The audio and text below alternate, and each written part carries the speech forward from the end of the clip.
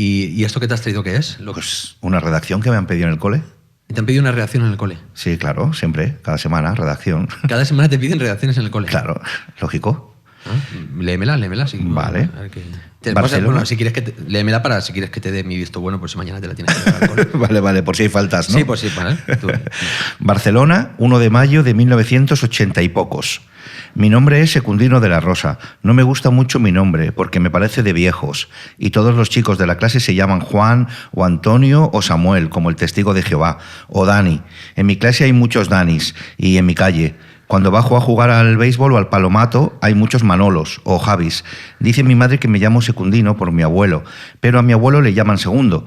Vuelvo a preguntar y me dicen que cuando te hacen la partida de nacimiento y el bautizo hay que poner el nombre como figura en el santoral y que el cura no encontró Segundo y por eso me puso Secundino.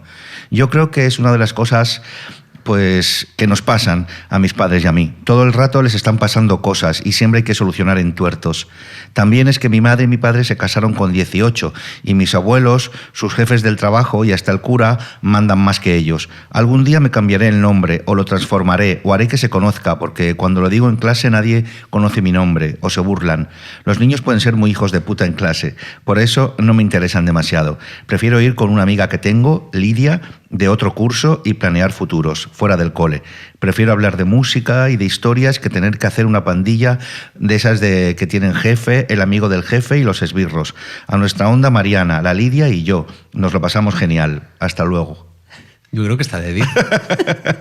No lo sé. Es la típica redacción que el profe mandaría al jefe de estudios, al director, y la comentarían.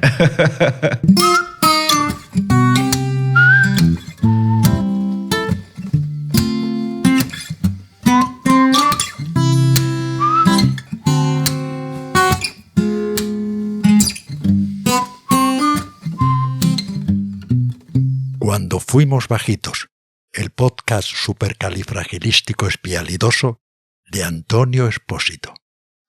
Hay una cosa que tenemos tú y yo en común, que a mí me parece que es una forma como de estar un poco en España. ¿Sí? ¿Qué es? No sé si estás de acuerdo, pero es el amor al cine kinky. Sí. Es algo, no es una manera como de estar en España, en este país en concreto, no en el mundo ni siquiera, sino en este país en concreto. Pues fíjate que no lo sé, porque para empezar, claro, somos diferentes generaciones. Yo soy mucho más mayor que tú, yo soy casi de la de tus padres, ¿no? Bueno, estás entre medias. Bueno, entre medias, tal. Entonces yo, por ejemplo, lo del cine kinky es que nunca lo llamé kinky. O sea, yo iba al cine y veía esas películas. Entonces es como cuando ahora alguien dice que los discos son vintage. Pues que para mí no son vintage, porque yo es que compraba discos. Pero fíjate que para ver un poco el contexto de tu vida, de tu infancia, de tu adolescencia y todo eso, a mí me da la sensación de estar, o sea, si indago dentro de tu infancia y de tu adolescencia, me da la sensación de haber podido estar en un escenario real de las películas, a lo mejor no de Eloy de la Iglesia, que eran más en Madrid, pero sí de José Antonio de la Loma, que eran, por ejemplo, Perros Callejeros. Perros Callejeros, las 3, aquellas películas del Torete, que era Perros Callejeros 1, Perros Callejeros, la 2 y Los últimos golpes del Torete. Esas 3 películas estaban rodadas en Barcelona y son del 77, del 79 y del 80. Sí, claro. ¿Tú cuando ves esas películas? En su momento. Sí, pero me refiero que tú te ubicas ahí, ves paralelismo, ves... ¿Que me ubico yo como persona, como niño kinky? No, me refiero como que tu entorno era parecido a lo que se ve en las películas, me refiero. Sí, te estoy troleando un poco, pobre. Aquí vamos a empezar. A ver, no, sí. Quiero decir, yo soy de un barrio del extrarradio barcelonés, Nou Barris, sí, donde no exactamente en los Nou Barris se rodaban las películas de La Loma y de lo que ya se llama cine kinky y tal, sí, setentero, pero muy cerca. Quiero decir que sí, todas las carreteras de todo el Turo de la Peira o todas las montañas donde eran todas las movidas de...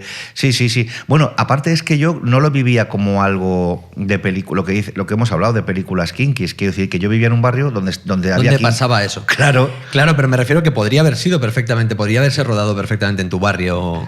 Ah, sí, sí. alguna claro. de esas películas. me Claro, refiero. claro. De hecho, se rodaban en el barrio de al lado y, de hecho, la mayoría en este tipo de barrios había los que se llamaba entonces navajeros o los chorizos o los, no sé, los garrulos, todo este rollo, Sí. tal. O sea, los malos.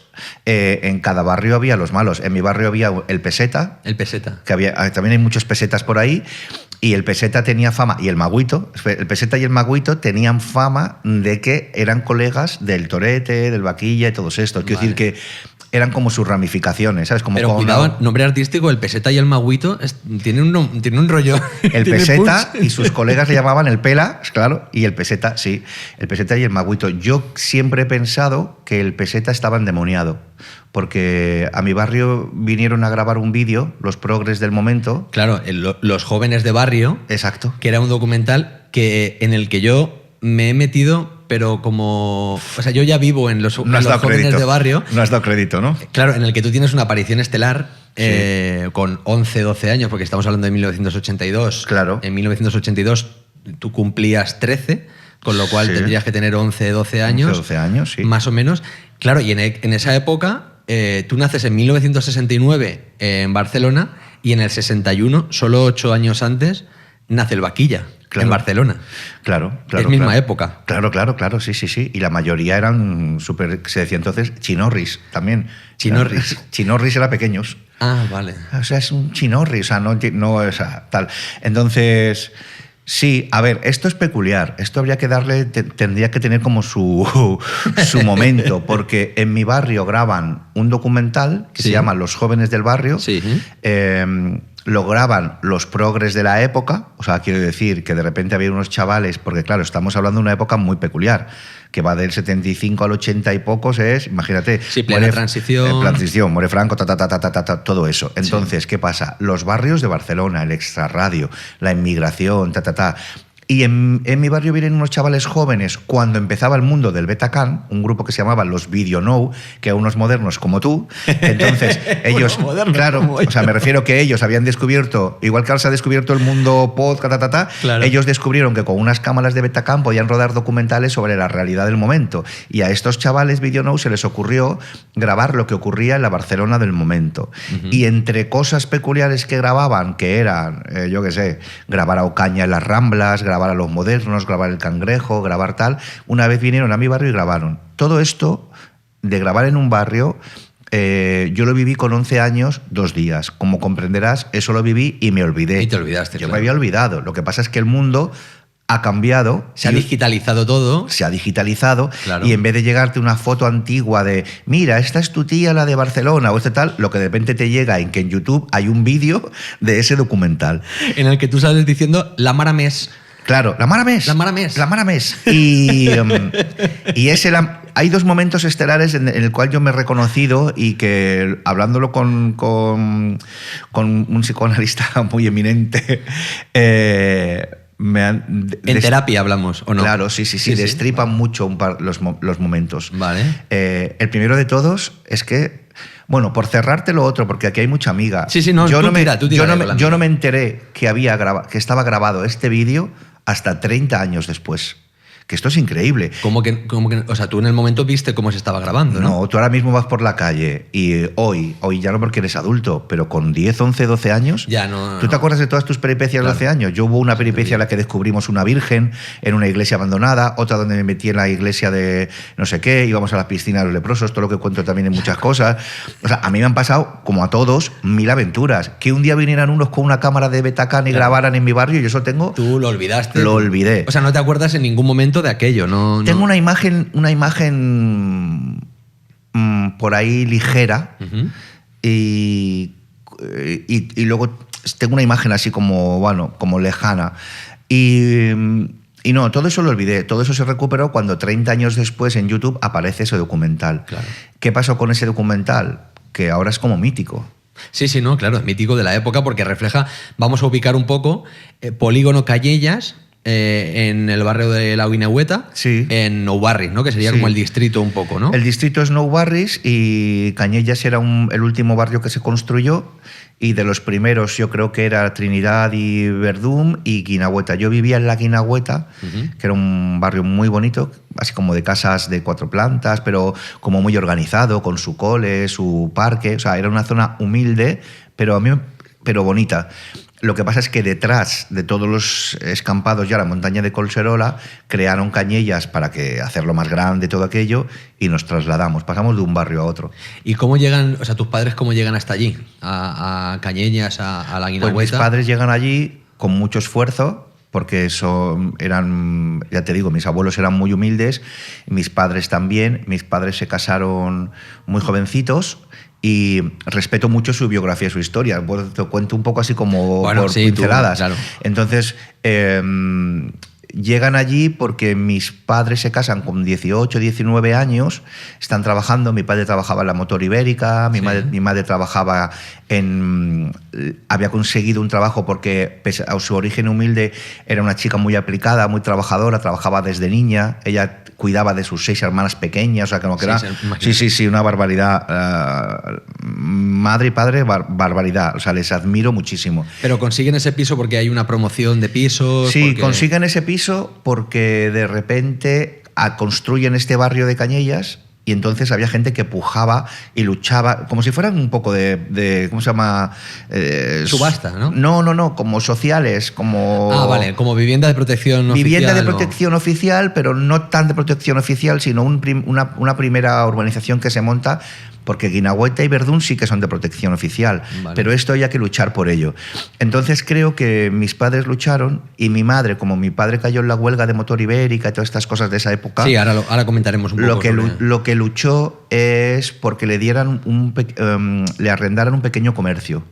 Entonces, al arrendarte un pequeño comercio y tener 2 hijos y todas estas cosas, ya consiguió el piso. Entonces, conseguimos piso y tienda, y creo que luchó mucho por eso. Y en esa época, allí, en el barrio, volviendo un poco al Vaquilla y todo eso, ¿cómo se veía, cómo veíais la gente a esas figuras? Porque creo que por una parte hay como una especie de mitificación, ¿no? Por una parte hay un punto de idolatrar a esos chavales.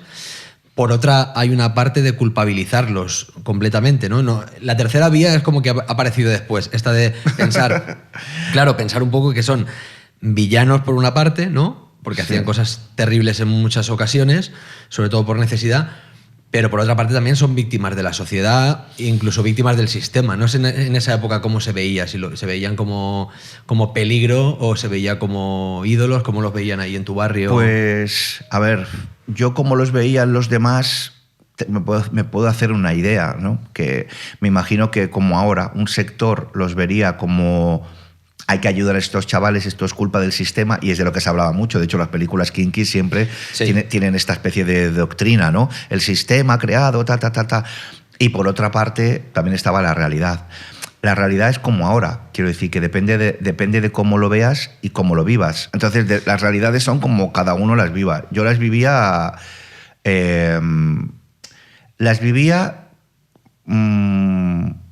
como... que es una de las partes que yo más valoro, por lo menos o sea, que me respeto a mí mismo en eso, las vivía como que no existe otra realidad. Pero cuando tú tienes 10, 11 o 12 años, es como si le preguntas a alguien que esté ahora mismo salvando las distancias, en un sitio sitiado, o que no conozca otra cosa, ¿no? Quiero decir que... Sí, que en aquel momento tampoco las comunicaciones eran tan amplias como para conocer otros mundos. Estabas un poco acostumbrado a lo que veías. Si tú tienes 11 o 12 años y vives en un barrio del extrarradio, en un barrio metido a las afueras, que llegar al centro de la ciudad ya es un oasis, que no hay... O sea, una odisea, que no hay ni metro, que la mayor locura es que los vecinos luchan para que haya un autobús que llegue lo más cerca posible, y es una época en la que, pues eso, que no hay... ¿qué hay? Claro. Es que ¿qué hay? Si es que el teléfono fijo, que un chaval de 11 años tampoco va a llamar por teléfono, hola, soy yo, porque en aquella época sonaba el teléfono y todos huíamos, y nos han tomado un poco el pelo, ¿no? Entonces, ¿qué hay? Pues bajar a la calle y jugar, pero no tienes referencias. Entonces, ¿tú qué sabes? Yo es que no sabía... Claro. No sabes. Pero a mí me da la sensación de eso, de que en algunos momentos se les ha idolatrado y en otros momentos se les ha criminalizado, pero no se ha ido al meollo de la cuestión o al fondo de la cuestión, que es un poco por qué, ¿no? Porque toda esa gente caía en la delincuencia, caía en la droga, cuáles eran las razones. En vez de buscar las razones, como que se buscaba el culpable directamente. Sí. En vez de buscar que, oye, un chaval que cae en la droga, realmente no. ¿Hasta qué punto somos dueños exactamente de todo lo que hacemos? Son planetas diferentes. Son Claro. planetas diferentes. Ahora lo que nos gusta a todos y lo que vivimos, a lo que tengas un poquito de sensatez, es comunicarte, dudar, preguntar, como nosotros, hacer preguntas, respuestas, incluso quedarte con la pregunta, Eso es una marcianada en aquel contexto. Entonces, en aquel contexto, el que se hiciera 4 preguntas se quedaba muy solo. O sea, yo, sinceramente, lo soy. Qué triste, ¿no? El que se hacía 4 preguntas se quedaba muy solo. Claro. ¿Por qué? Pues porque sí, porque tú no puedes preguntarle. Tú bajas a la calle, Vale. y está en un banco los 3 kinky fumándose 3 porros con una moto robada, el loro y escuchando los chichos. Tú le vas a preguntar a un kinky, perdona, ¿por qué eres así? Puedes plantearte otro futuro y tal. Ya, bueno, te pega claro, un palazo en la cabeza y te tumba. Claro, es que no tienes tal. Y tú vas a decirle con 12 años a tus padres o a la policía o a los Mossos de Escuadra, perdonen, no les hagan nada porque es culpa del sistema. Claro, que no, claro. Como tú te preguntes cosas, lo único que te queda es asomarte al balcón, respirar y pensar, pues como te decía la redacción, pensar futuros a poco que tengas cabeza, a poco. Fíjate, yo siempre he pensado que al final la chispa de la vida, como la canción de Coca-Cola, o sea, lo que enciende la vida y lo que tú quieras modificar nace de lugares muy extraños. La pulsión de vida nace de sitios muy extraños. ¿De qué sitios te nace a ti la pulsión de vida? De la capacidad de amar de tus padres, que no significa que te amen mal o bien o que sepan, ni siquiera significa que sean ricos, pobres, borrachos, buenas gentes, católicos, apostólicos. Significa que por alguna rendija tú te enteres de que hay amor. ¿Te acuerdas de los años rápidos? Pues, aunque no deberíamos hablar tal. Pero si tú tienes esa pulsión de vida, ya puedes tener 8, 10, 12, 13 años, que hay algo en tu cabecita que te va diciendo por dónde sí, por dónde no y tal. No lo sé a qué obedecerá que haya ahí, igual que las pasiones y las vocaciones. Yo no lo sé. Y qué difícil es encontrar alguna película, algún documental que hable sobre estas realidades, sobre las realidades del proletariado, del bajo proletariado, de la clase obrera, digamos, en su momento más crudo, incluso del lumpen, ¿no? Qué difícil es encontrar o un documental o una película que no trate o con condescendencia, ¿no? Esa condescendencia horrorosa que suele haber ahí. Y yo creo que por eso nos gustan las películas de Eloy de la Iglesia, porque no hablaba con condescendencia, ¿no? Yo creo, no trataba el tema con condescendencia, me da la sensación. Claro, a ver, las películas de la Iglesia o del cine kinky o de la Loma o de alrededores... Saura incluso, con aquel de prisa, ¿no? Incluso Saura. La mirada de Saura a lo mejor es más... No sé si la palabra sería inteligente, pero sí más cinematográfica, en el sentido que se nota que Saura es un hombre psicoanalizado, o por lo menos que desde otro punto de vista no se impregna tanto de lo que hay, sino que pone una lupa. Entonces ahí puedes ver a los kinkis de Deprisa desde otro sitio. El retrato es de otro sitio. Yo creo que el cine kinky estaba muy pegado y muy como... casi que bebía de las películas de los 70 también americanas del Bronx, y querían hacer sus propios chicos del Bronx y sus cosas. Entonces hay un poco de idolatría. Y en esa idolatría también había un poco lo que ahora sería cancelado, ¿no? Cómo se veían las demás figuras de alrededor, cómo se veía el follar, cómo se veía el gay, cómo se veía lo otro. O sea, todo estaba desde un manire, una cosa como un poco tremebunda, que por eso a lo mejor el cine de Almodóvar, otras películas que llegaban en aquel momento tenían otro aire más vivo y más vital. Estas todavía tenían... O sea, el cine kinky, yo creo que todavía... Nosotros no queremos verlo porque idolatramos a José Luis Moreno y tal, o sea, José Luis Manzano. Perdóname, a Moreno no. Sí, bueno, no sé, igual también idolatramos. Cada uno que idolatra. José Luis Manzano y tal. Pero me refiero que tienen como un poco una pátina de cosa casposa, antigua, todavía en según qué momentos. Ya, bueno, claro, es que han pasado los años y realmente es difícil que todo aguante, ¿no? El paso del tiempo. Claro. Pero en general creo que no hay condescendencia en las películas, y creo que está reflejada la crudeza de la época. Sí. Y que realmente, claro, tanto idolatrar como criminalizar, digamos, a esos chicos de aquella época, tanto una cosa como la otra igual es demasiado simplista, ¿no? Claro, por eso te decía que lo de hacerse preguntas en aquel momento no existía. No sé si existe todavía ahora, porque vivimos también, o sea, seguimos siendo un poco superficie, por mucho que queramos todo, ¿no? Sí. Dentro de un tiempo veremos estos momentos como de superficie. Bueno, y en tu barrio, aparte de todo lo que hemos hablado, por ir un poco a lo mundano... Me estás llevando a unos terrenos muy extraños. ¿En qué calle vivías? ¿Cómo se llamaba la calle en la que tú vivías? Pues mira, la primera calle en la que viví creo que se llamaba Gacela 104. Gacela 104. La calle Gacela 104. Es curioso porque el barrio Guinahueta en catalán es Zorro, Zorra. Vale. Y la calle era Gacela. Gacela 104 tiene nombre como de disco o de libro, ¿no? Sí. Es un poco curioso, no es porque sea yo, y todos me imagino que lo viviremos igual. Seguro que si te pregunto a ti, lo vives igual que yo. Pero hay como una especie como de mística o de mitificación alrededor de todos esos lugares, ¿no? Alrededor de nuestra infancia, ¿no? Nuestra fábula de Fuentes. ¿Y qué altura? O sea, ¿qué piso, en qué altura vivías? Pues creo que era un primero. ¿No lo recuerdas con claridad? Sí, lo recuerdo con claridad, era un primero. Era un primero. ¿Y quién vivía en esa casa? ¿Vivías tú con tus padres? En la calle Gacela, la primera, antes de irnos a Cañelles, vivía, mis padres, mi hermano y yo. Los cuatro guerreros.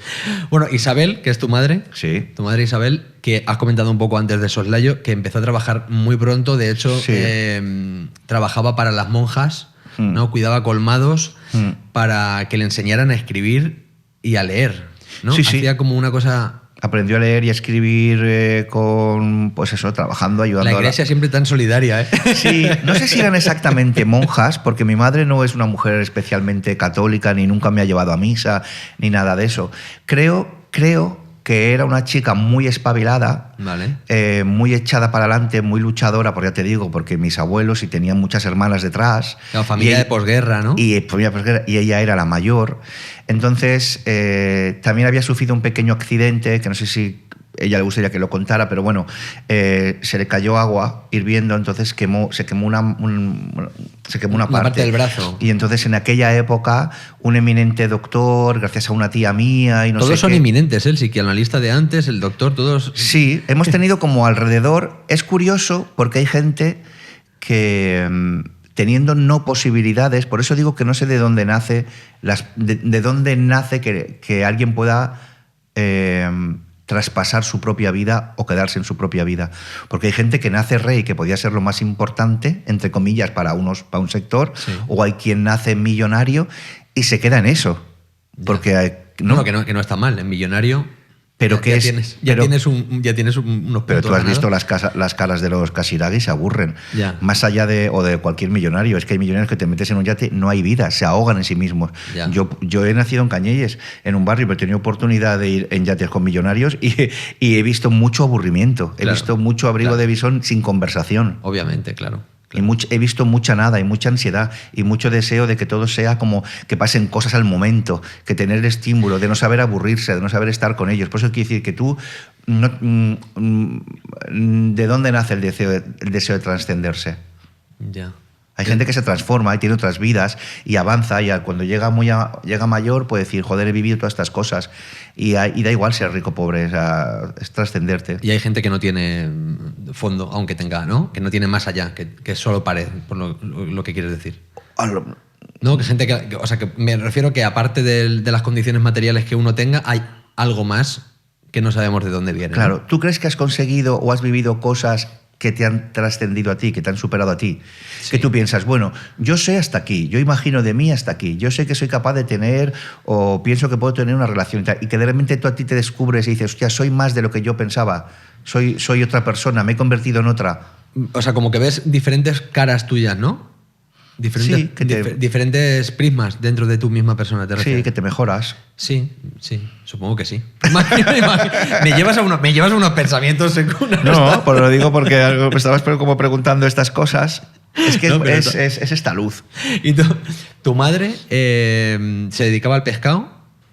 Ella se dedicaba al pescado, ¿sus padres también? No, mi madre se dedicaba, primero lo que te digo, que tenía un montón de trabajo, no eran tanto monjas como misioneras. Pero eso cuando era pequeña, ¿no? Cuando era pequeña, sí, que empezó a trabajar a 8 o 9 años y tal. Y luego empezó a trabajar, gracias a que sabía leer y escribir muy bien, y aprendió por su cuenta catalán. Sí.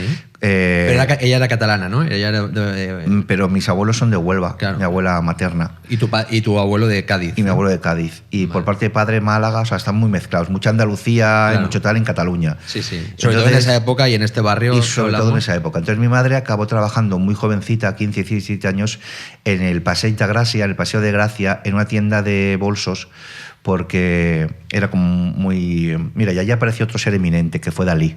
Mi madre siempre recuerda que un día entró a comprar Dalí y a ella, que era muy humilde, muy pobre, lo único que tenía era que le habían regalado una piedrecita turquesa un tío mío que se fue a América.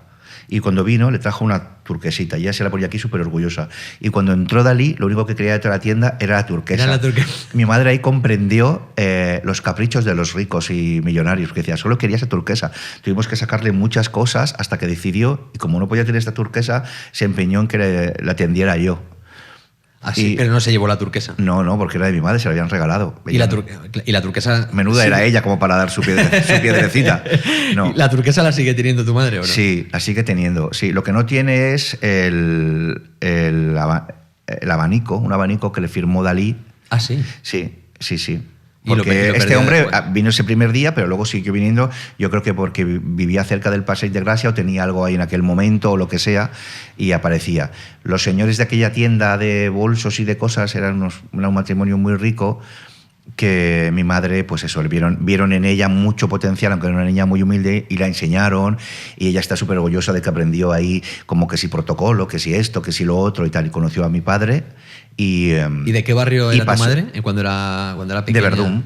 Ah, del mismo, o sea, de tu misma zona, de cerca, sí, de Nou Barris. Mi padre y mi madre vivían en Verdún, que es, para que te hagas una idea, imagínate, Nou Barris, sí. 9 barrios, ajá. ¿no? Nou Barris, Nou 9 Barris, barrios. sí. Entonces había un barrio que era Verdún, que era digamos, principal un poco, ¿no? El Polvorín, era el Polvorín, que llamaban los pisos del gobernador. Que está pegado a la Guinagüeta. Y ahí nació la Guinagüeta y luego nació Cañelles. Fueron como que se fue haciendo grande el extrarradio barcelonés. Y tanto mi madre como mi padre eran de Verdún. Vale, pero luego tu madre sí se dedicó al pescado. Y luego mi madre, lo que te digo, para poder conseguir un piso donde vivir los 4, tenías que también querer tener un comercio en el barrio, que era cuando en los barrios habían como pequeñas tenditas, entonces lo único que quedaba era la pescadería. Mi abuelo era pescador, mi abuelo por parte de madre. Pescador de barco, además. Pescador de barco, de ir a pescar, y cuando ya se fue mayor, de ir a rompeolas y tal. Entonces a mi madre no se le ocurrió otra cosa que decir que ella podía trabajar podía tener esa tienda. Pero si tú hablas con ella, te dirá que cuando empezó a trabajar en la tienda de pescado no tenía ni idea de nada. O sea, las clientas le iban diciendo, no, Isabel, esto se corta así, no, lo otro así. Aprendieron sobre la marcha. Entonces imagínate un matrimonio de 20 años aprendiendo sobre la marcha. Tu abuelo segundo, que era de Cádiz, sí. Y la yaya Vicenta, sí. Que era su mujer, sí. Que era de Huelva. De Huelva. Sí. Y ambos emigraron a Cataluña y allí tuvieron a... Sí, yo creo que mi abuela Vicenta ya nació en Barcelona. Ah, claro, fíjate que yo, ya, lo de que le llamaras la yaya Vicenta, sí. Solamente por utilizar lo de yaya Vicenta, sí. Me la imaginaba catalana. Sí, ella era catalana y su hermana, mi tía Eugenia, también. Lo que pasa es que mi abuela pues, se casó con mi abuelo, que era de Cádiz. Pero yo creo que ellas ya nacieron ¿De Cádiz o de...? De Cádiz, sí. O sea, de Cádiz de la ciudad, ¿no? No sabría decirte ahora exactamente de... Pero yo tengo familia, el bisabuelo de mi abuela era de San Fernando de Cádiz. Ah, pues yo creo que puede ser de San Fernando también. Ah, sí. Tendría que preguntarle a mi madre ahora, si quieres hacemos un audio y le digo, Mara, y te contesta al momento, Sí. Y me cuenta todo y tal. Y aparte me han pasado, son de estas cosas que me pasan a mí súper extrañas, que no sé si es que he leído mucho a García Márquez o a Isabel Allende, pero por ejemplo cuando murió mi abuelo, yo nunca había... Tu abuelo segundo. Cuando murió mi abuelo segundo, no que mi abuelo segundo, Cuando murió mi abuelo a mí me pilló en Mérida. Yo había ido a Mérida a hacer una función de teatro y me había quedado con mucha tristeza años antes de no poder despedirme de mi abuela. Pero tu abuela fallece justo cuando tú Yo me llegas vengo a Madrid, ¿no? Claro, y a mí me pilla con 19 años en Madrid, trabajando en un 7-Eleven, creo, para poder pagarme las clases, y yo la despedida de mi abuela me la pierdo. También es verdad que cuando tienes 17, 18, 19 años, te vas a buscar la vida a Madrid, hay como un despegue de la familia. Entonces yo llevaba un tiempecillo sin ver a mis abuelos y tal, entonces me daba mucha pena no haberme despedido de mi ya Vicenta, que era la persona que más he querido en el mundo. Y con la que sueño a día de hoy. ¿Y que sueñas con que te dice algo? O sea, ¿son sueños de estos de que se te aparece alguien y de repente te da un mensaje? ¿O son...? No llego a ese momento de cuarto milenio y tal. Es más realista, pero más emocionante. O sea, yo sueño con mi abuela. Sí. Pero en adelante, la Yaya Vicenta. En adelante, la Yaya Vicenta, y me levanto y no puedo parar de llorar.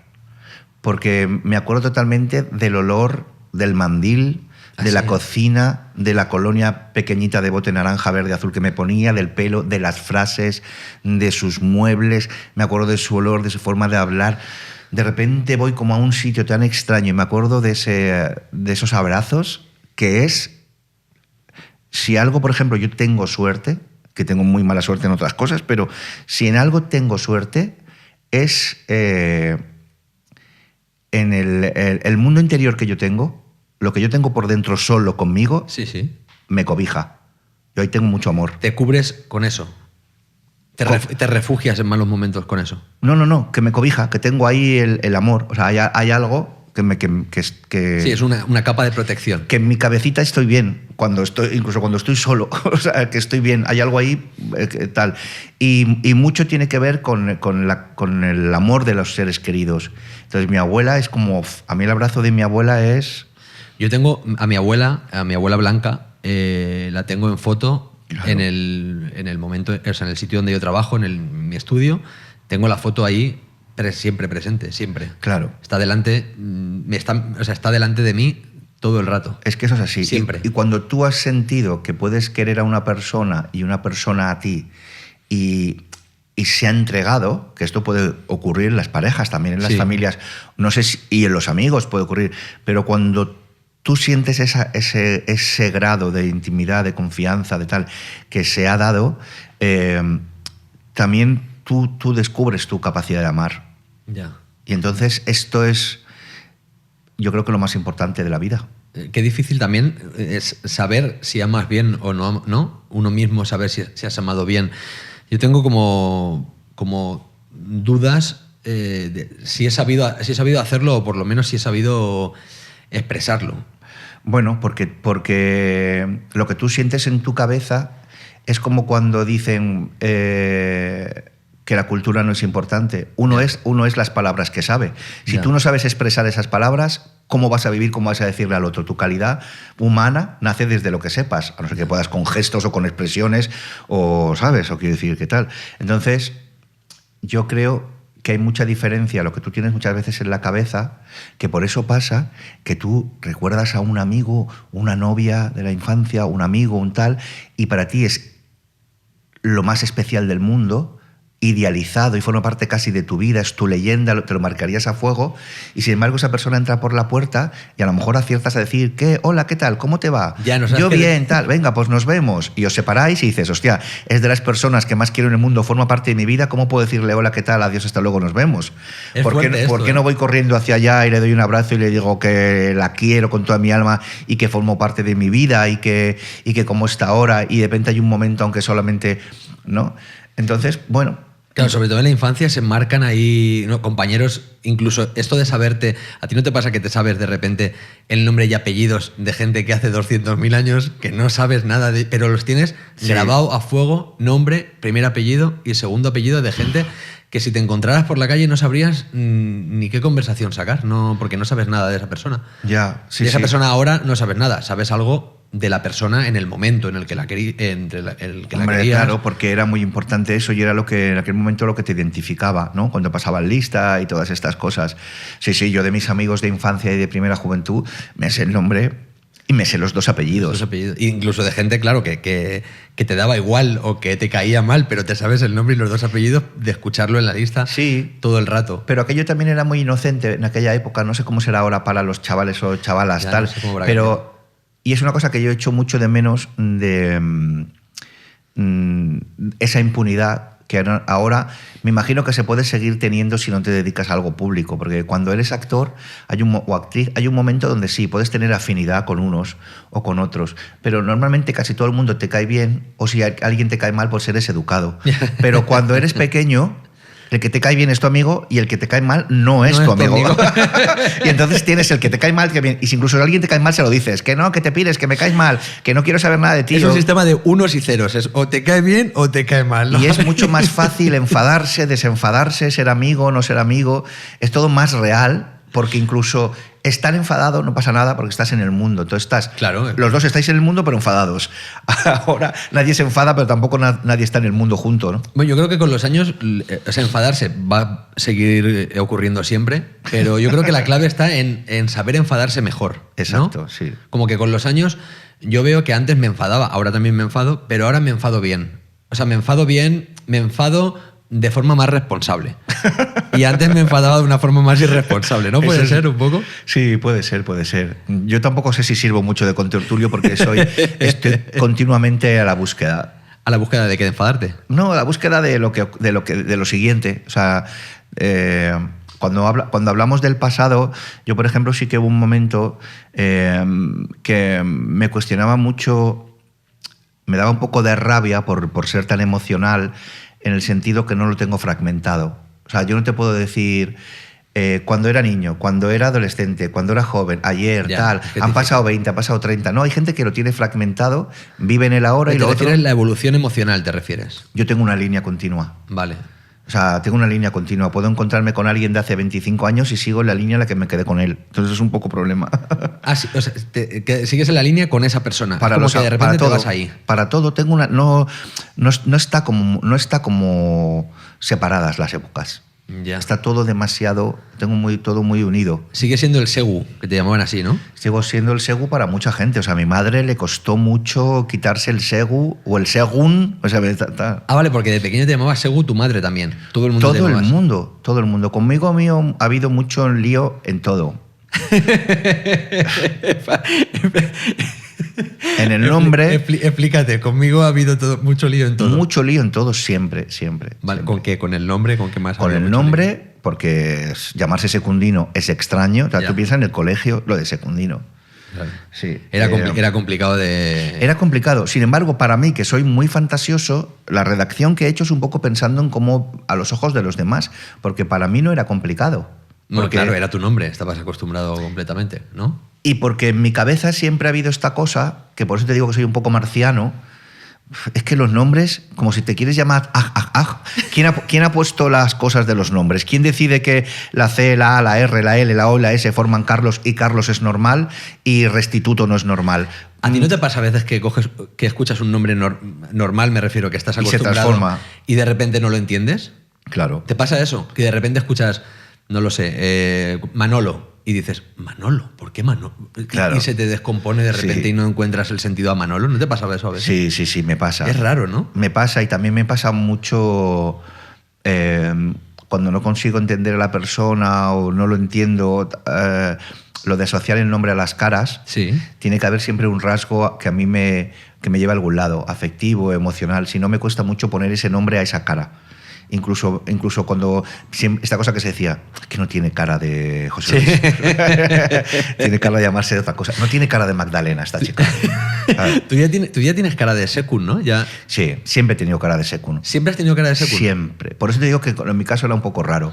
Siempre he tenido cara de Sekun, incluso de pequeño cuando me llamaban de todo. Había profes que me llamaban Satur, porque yo creo que era más fácil decir Saturnino, que es más orfeo todavía. Entonces, Satur, había mucho Satur. De hecho, he hecho 2 o 3 películas donde el personaje le he hecho pensando en ti y se llaman Satur. Entonces, pensando en mí, Satur, vale, venga, lo acepto. Pero sí. Bueno, pero tú oficialmente eras el Segu. Era el Segu. Los malotes, los que me querían pegar, me llamaban Sugu, porque era la época de los Sugus. Bueno, Sugu, baja, Sugu, tal. Y yo ahí abajo, arriba, tal, venga, abajo, a ver. Bueno, los Sugus no han perdido nunca la época, ¿no? El Sugu no. Siempre... Yo una vez que vino el Maguito a mi barrio, ahora que me hablabas de esto... ¿Te robó unos Sugus? No, el Maguito vino a mi barrio y yo no sé por qué tenía esta cosa de que yo ya con 10, 11 años me gustaba juntar a 5 o 6 y montar obritas de teatro en las escaleras, en el patio, cosas mías. Sí, cosas tuyas de cuando eras mis pequeño. cositas. Sí. Vamos a llamarle mis cositas. Y entonces de repente me había echado como una especie de novieta o las niñas estaban un poco prendadas de mí. La Isa, la Ana Mar y la otra prendadas. Pero por el hecho de juntar a gente y hacer el teatro, ¿o no? Yo gustaba a estas chicas, las gustaba. Vale. Tenía como rollo, no sé por qué. Pero Bueno, tenías ese flequillito con el que te tapabas la cicatriz, que luego, si quieres, entramos en el accidente. Claro. Tenía el flequillo, tenía la imaginación, montaba obras de teatro, era simpático, te contaba mil aventuras. O sea, yo veía el principio de una peli y me dormía, el día siguiente me inventaba el resto y te lo contaba. Te decía, Antonio, tú hubieras sido colega mío, pues te diría, Antonio, ayer contaba el tal. La gente que quiera ver el atractivo, vamos a ver, que estamos hablando de un niño de 11 años. No, digo de a las niñas Para le las gustaba niñas. ese niño. Claro, pero si alguien quiere ver cómo Claro. era ese niño, Sí. los jóvenes de barrio, se puede buscar el Claro. documental en internet y puede ver a ese chaval. A ese chaval Bueno, guapete que levantaba pasiones. Quiero decir que cuando no sé, que ahora no sé cómo será, pero en aquel momento, cuando tú, a lo mejor no eran 11, eran 12, 13, no sé, pero cuando tú tenías 11, 12, 13 años, pues los niños y las niñas jugaban a esta cosa al béisbol, al palomato, tal y cual, pero también de repente a las niñas les gustaba un niño le gustaba, no sé. Yo nunca gustaba de pequeño. Bueno, de pequeño. Pero sabían había estas cosas, ¿no? Y tal. Sí, pero no, yo no tenía. Fíjate, tú tenías ese No, gancho. yo recuerdo que habían 2 o 3 niñas en ese bloque, en el colegio ni nada, es que yo esas cosas no pensé hasta mucho después. Ya, claro. Pero me recuerdo que habían como 2 o 3 niñas más niñas, entonces las niñas las princesitas, Ya. más niñas que tenía que gustarle un niño. Y yo era un niño que había caído en gracia y les gustaba. Ay, a la Ana Mari le gustas estas cosas. Es que no sé cómo, no me acuerdo muy bien. Pero sé que llegó el Maguito, que era el garrulo, el oficial Sí, macarra. el amigo de él, Peseta. Cuando ya éramos un poco más mayores. Vale. Y las niñas de aquella época eran muy espabiladas porque ya con 13, 14 años ya te ibas como a fumar afuera y no sé cuántos y tal y cual, no sé cuánto. Entonces el Maguito tal, pues averiguaría que a las chavalillas les gustaba yo, entonces me cogió como jeriza y entonces sí que me llamaba Sugu. Ah, sí. Que baje el Sugu, que le voy a partir la cara, baja tú, atrévete. Ostras. Y yo bajé con un cuchillo. Le robé un cuchillo a mi abuela. Robé un cuchillo a mi abuela y entonces dije... ¿Cómo que bajaste con un cuchillo? Hombre, tú imagínate que eres como yo. O sea, Pero con un cuchillo. O sea, podría haber pasado una desgracia con un cuchillo. Claro, podría haber pasado una desgracia, pero es lo que te digo, que ¿qué haces en un barrio con 12, 13 ¿Y años? qué Ya no me pasó? acuerdo. ¿Qué hizo el Maguito cuando vio el cuchillo? Bueno, no vio el cuchillo. Pues pasó una cosa súper absurda, porque yo bajé... a ver, estamos hablando de los 80. Sí, Los, claro. los ecos en Madrid de la movida, las palabras esas raras. Que era un mundo muy loco. Por situarnos, tú naciste en el 69, con lo cual en el 80 tenías 11 años, cumplías 11 Sí, años. Con a lo cual, mejor sí. aquí ya teníamos 13, 14, no lo sé. 80 y pocos. 80 y pocos, tal. Y la época de la... Pues eso, de tal. Y este mundo loco, que ya se mezcla todo, ya está en la tele, ya salen los grupos de, wow, ya todo quiere ser moderno, toda esa cosa loca. Ya. Y todo. Claro, de repente pasó del blanco y negro al colorín, sin que la transformación, digamos, política fuera un cambio demasiado acentuado, porque realmente pues, hubo algo raro. Tú tenías 13 años, ponía la tele el sábado por la mañana y salía las Bulpes cantando Quiero ser una Quiero zorra. ser una zorra, claro. Entonces bajabas a la calle y decías ¡Quiero ser una zorra! Y decían...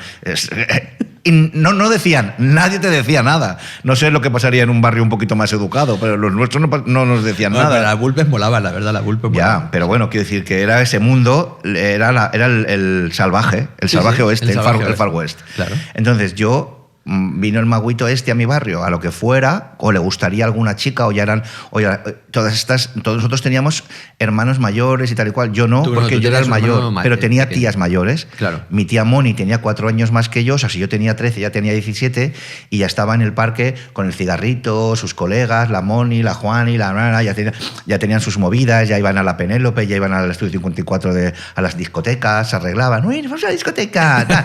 Ya todo como ese rollo. Entonces, los más pequeños no. Entonces, Y el Maguito tenía tu edad más o menos. el Maguito era como el típico kinky que de fumar porros o de ya meterse lo que fuera o de desnutrición porque era muy garrulo, se había quedado pequeño.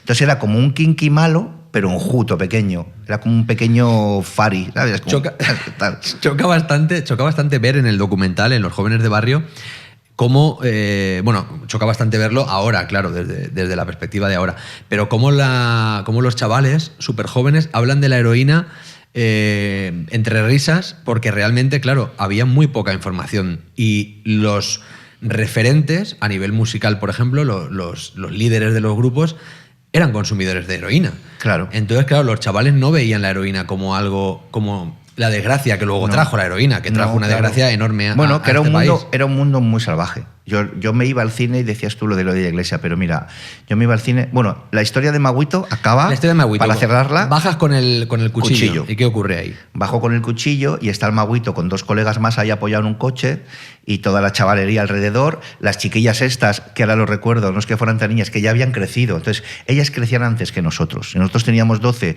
o 13, ellas tenían 13, sus 13 ya eran otros 13. Otros 13, ya. Y tal, de repente estaban por ahí como, es que nos mola más el Maguito que tú y tal. Y yo decía, ¿en jaleo me han metido? Porque yo, ni el Maguito, ni vosotras, ni nada de esto me interesa. Yo quiero estar arriba con mi abuela en la cocina charlando, pero claro, como gritaban, Sugu, baja, Sugu, tal, no quería darle un disgusto a mi abuela ni a nadie. Y bajé. Entonces yo recuerdo que bajé, ¿y qué pasa? Y tal, no sé cuántos. Entonces él le dijo a ellas, decirle, no sé qué. Y ellas dijeron, ya no nos molas tú, nos mola el Maguito y su pandilla y su tal. Entonces yo me quedé ahí y tal, no sé qué. Pero a ti te daba igual. Ese trono que se había montado el Maguito a ti te daba exactamente igual. A mí me daba absolutamente igual. Yo decía, ¿y esta gente que se están perdiendo el estar ahora ahí en el patio cantando, bailando, montando obras? Yo mi fantasía llega por otro lado. ¿Te imaginas que entra por teléfono el Maguito ahora? Sería maravilloso. No, yo creo que están todos muertos. Creo que están muertos. Hombre, no lo sabes. Esperemos bueno, que no. igual Maguito vive y tal, pero esperemos que no esté muerto el chaval, hombre. Esperemos que no esté muerto el chaval. Es que eran muy garrulos. Es que el peseta a mí, por ejemplo, a mí no, pero a un amigo mío lo cogió, lo metió en una caja de cartón y entre él 3 y 4 le mearon encima.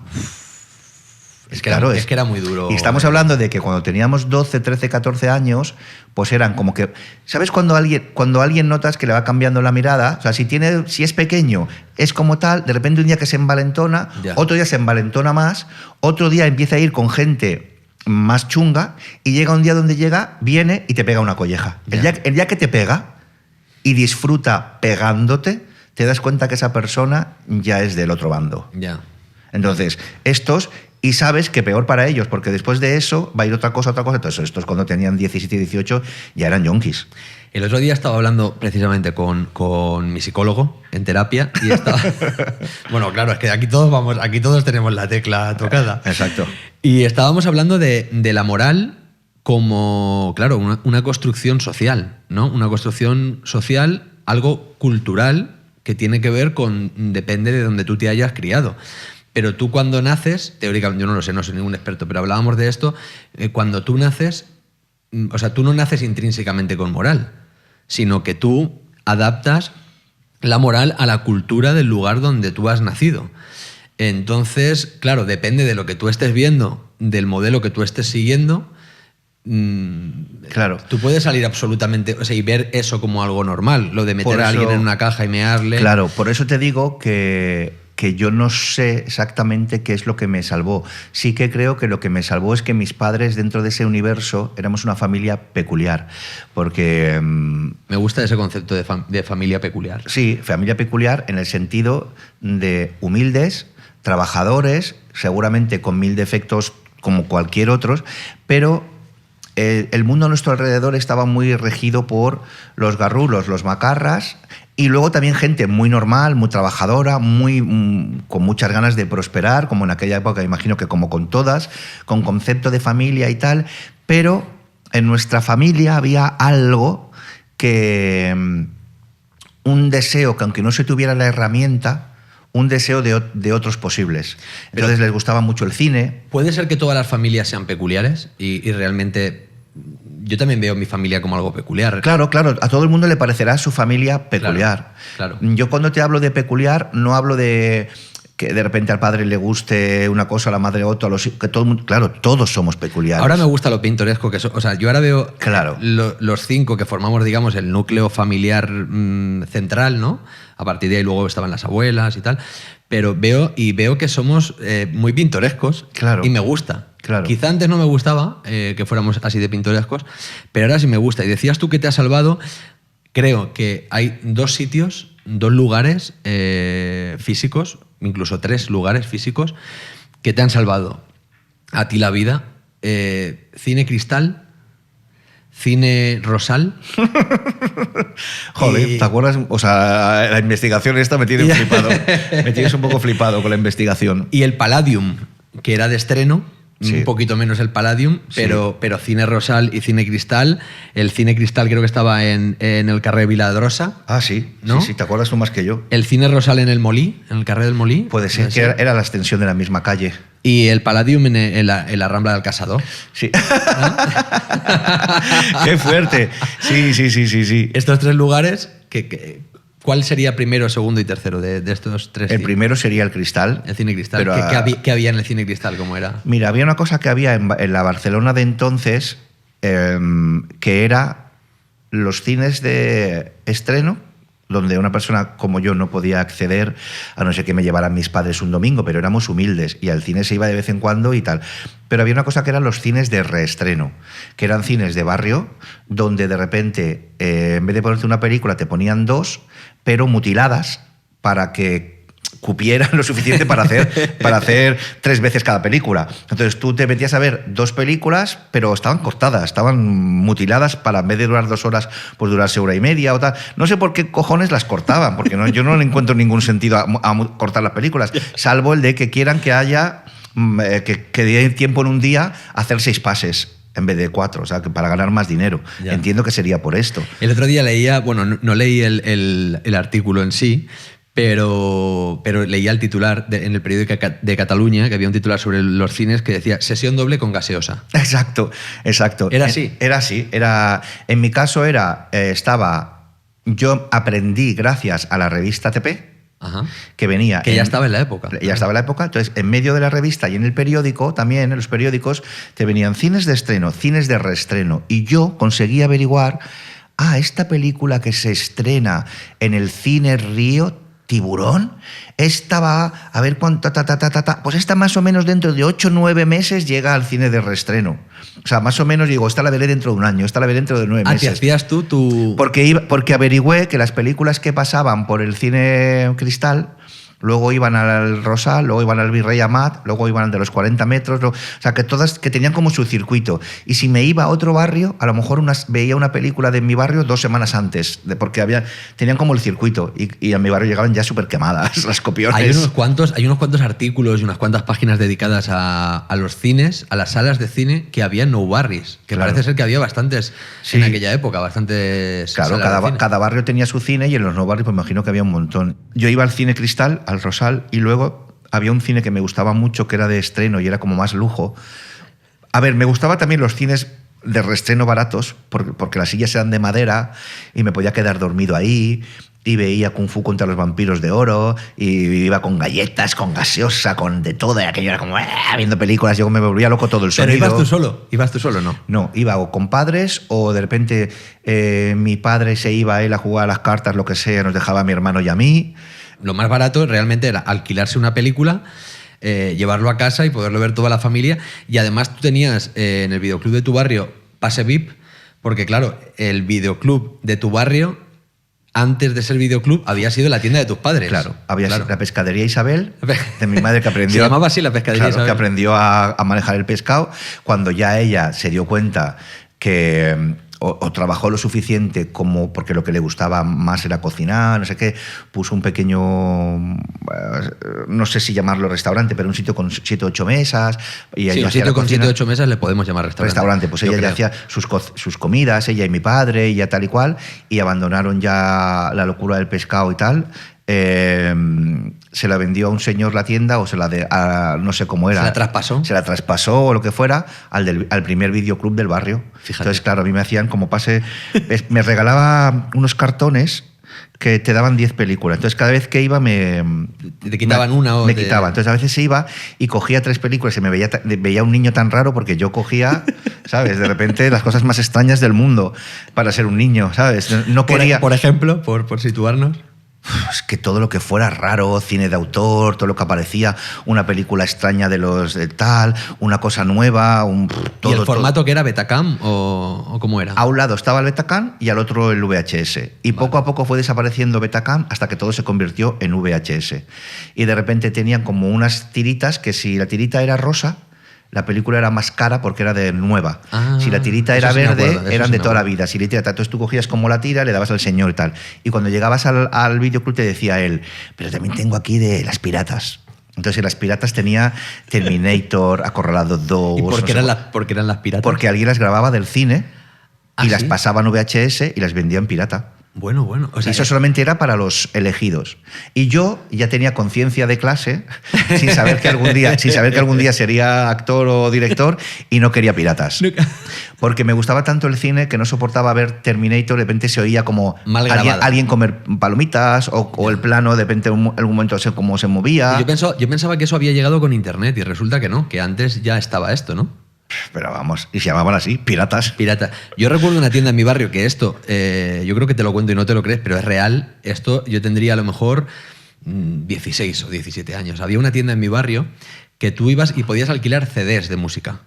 Que eso duró muy poquito, pero podías alquilar CDs de música. Y cuando alquilabas el CD, no sé, este disco de Reincidentes, y te decían, ¿quieres la carátula? ¡Qué maravilla! Y entonces te cogía el tío y te sacaba... vendía en la propia tienda, vendía CDs vírgenes. Por lo que fuera, vendía CDs vírgenes. Y luego te vendía la carátula impresa. Y entonces tú te lo llevabas a casa, el CD virgen, el CD alquilado, la carátula, y ya te lo grababas, te lo montabas, pam, y lo tenías allí. Era una cosa, pero absolutamente pirata, claro. Pues sí, aquí había piratas, y yo ya te digo que yo cogía las películas de 3 en 3, era como una locura, porque no daba tiempo ni verlas, y a mis padres, pobres, por eso digo que éramos una familia peculiar, a mis padres yo les quité de la televisión generalista, y como yo iba con mis películas, cada noche los pobres tenían que aguantar las películas que yo había traído. Entonces era como... Era un cineforum mi casa cada noche, con un hermano de pobre, 5 años menos que yo, y mis padres. Pero veía lo que tú querías, tú eras el programador de la casa. Yo era el programador de la casa, hasta que llegó un día que me dijeron, venga, a ver qué película. Cuando ya me dijeron, ¿qué película hay hoy? ¿Qué nos has traído? ¿Qué nos pones? Dije, ya los tengo ganados a todos. Hombre, está bien, es educar cinematográficamente a la familia, ¿no? Les creé adicción. Ya venía yo con las películas. Hoy no soy el videoclub. Algún día que no había podido ir, ya se quedaban como... Joder. Sí. Que por cierto, hay una cosa en tu familia, que decías lo de peculiar, tú te llamas Secundino Benjamín Juan, sí. Tu hermano se llama Benjamín, sí. Y tu padre se llama Benjamín. Sí. En esa casa, menos tu madre, todo el mundo es Benjamín, ¿no? Sí, no, yo creo que lo raro es mío, porque lo normal es que un padre y un hijo se llamen igual. Sí, pero... Pues en toda la familia hay Dani, Juan, Pepe. Sí, Antonio, yo por ejemplo, mi padre es Antonio también. En tu caso hay 2. Claro. En mi caso lo mío es como, yo qué sé. Claro, pero no me llamo yo Antonio, mi padre Antonio, y luego mis hermanos José Antonio y no sé qué Antonio. O sea, es que ya es como gustarse mucho, ¿no? Sí, a ver, no es tanto por gustarse mucho ni por maldad como los Pantoja, que todos se llaman Francisco, los hijos. No puedes tener varios hijos y tú llamarle Franciscos. Tal. Pero de repente hay... mi padre se llama Benjamín, entonces, como a mí me pusieron por mi abuelo, pues cuando ya tuvieron mis padres otro hijo, años después ya estaban más estabilizados, por lo normal, el nombre del padre. 5 años, ¿no? ¿Lleváis más o menos? Claro, el caso raro es lo mío, que me pusieron 3 nombres. Yo creo que me pusieron Benjamín un poco por, pues venga, el nombre del abuelo, del otro abuelo y del padre. ¿Y tu hermano Benjamín solo se llama Benjamín? Sí. Solo tiene un nombre. Exacto. Y ya está. ¿Y tu padre, malagueño, a qué edad llega a Barcelona? ¿Llega desde muy pequeño ya o no? Yo creo que mi padre llega muy pequeño, muy pequeño, porque ya él no es el primero como mi madre, y ya alguna hermana suya, algún hermano suyo ya nace en Barcelona. Vale, pero él no, él nace... Él viene con 5 o 6 años, yo creo. Pero él nace en Málaga. Sí, en Málaga. Con sus padres que eran Encarna y Juan. Sí. ¿Que dónde vivían ellos? Ellos eran de Málaga y no sé, o sea, ellos eran de Málaga y no conozco muy bien su pasado antes de que yo naciera, porque yo sé que, por ejemplo, mi abuela Encarna, su familia se dedicaba, eran navieros, eran como Mundo Málaga, capitanes de barco y los barcos y no sé qué. Y mi abuelo Juan no lo sé, porque cuando yo nací, mi abuelo Juan tenía una enfermedad muy extraña, que creo que era como producto de la guerra, de los nervios, no sé qué. Entonces el hombre como que iba andando, no podía hablar y decía mucho, ay. O sea, de repente tengo una imagen como... Pero como que tenía una pena clavada o algo así, ¿o no? Es que no sé, era como una enfermedad, yo no lo recuerdo muy bien. Era como que se quedó muy delgado y se sentaba en el sofá y decía, ay, ay, ay, ay, ay, es como muy grave. Es que son generaciones que vivieron... Claro, cuidado, entonces, fumaba mucho, yo lo recuerdo muy delgado así, como fumando y diciendo, ay, ay, tal, y luego andando por el barrio para poder andar, caminaba mucho, me lo encontraba a veces a la salida de la escuela, otras veces, abuelo, tal, de repente tal, y luego ya como que cogió, ya no podía casi ni hablar, y cuando se iba a tomar su carajillo o al vino tal y cual, a mi padre o a mis padres les hacía como así, como que le dieran dinero. Ya. O sea, se había quedado como muy en su mundo y tal. O sea, pero vosotros bajabais a... O sea, ellos vivían en Barcelona, entiendo por lo que estás diciendo. Sí, sí, todos vivíamos en Barcelona. Pero vosotros bajabais con un trasto, tú le llamabas trasto, no sé qué coche era, pero bajabais con un trasto por todo el Mediterráneo. ¿Con 2 caballos? Bajabais con un 2 caballos a Málaga. Bajábamos con un 2 caballos. Primero uno azul que duró nada, porque era pura chatarra, en cualquier golpe se hacía así, como un acordeón. Pero un viaje de Barcelona a Málaga ahora son muchas horas. En la época, claro. O sea, ¿cuántas horas eran bajarte a Málaga desde Barcelona en un 2 caballos? Un día entero. Un día entero bajando y ahí que llevabais algo de comer, de beber. No, un día entero y yo vomitando. ¿Y tú? Porque era un 2 caballos, mis padres delante, mi padre fumando y la parte de atrás sin sillas, solamente un trozo de hierro aquí, otro trozo de hierro aquí y todo de hueco porque se dedicaban al pescado.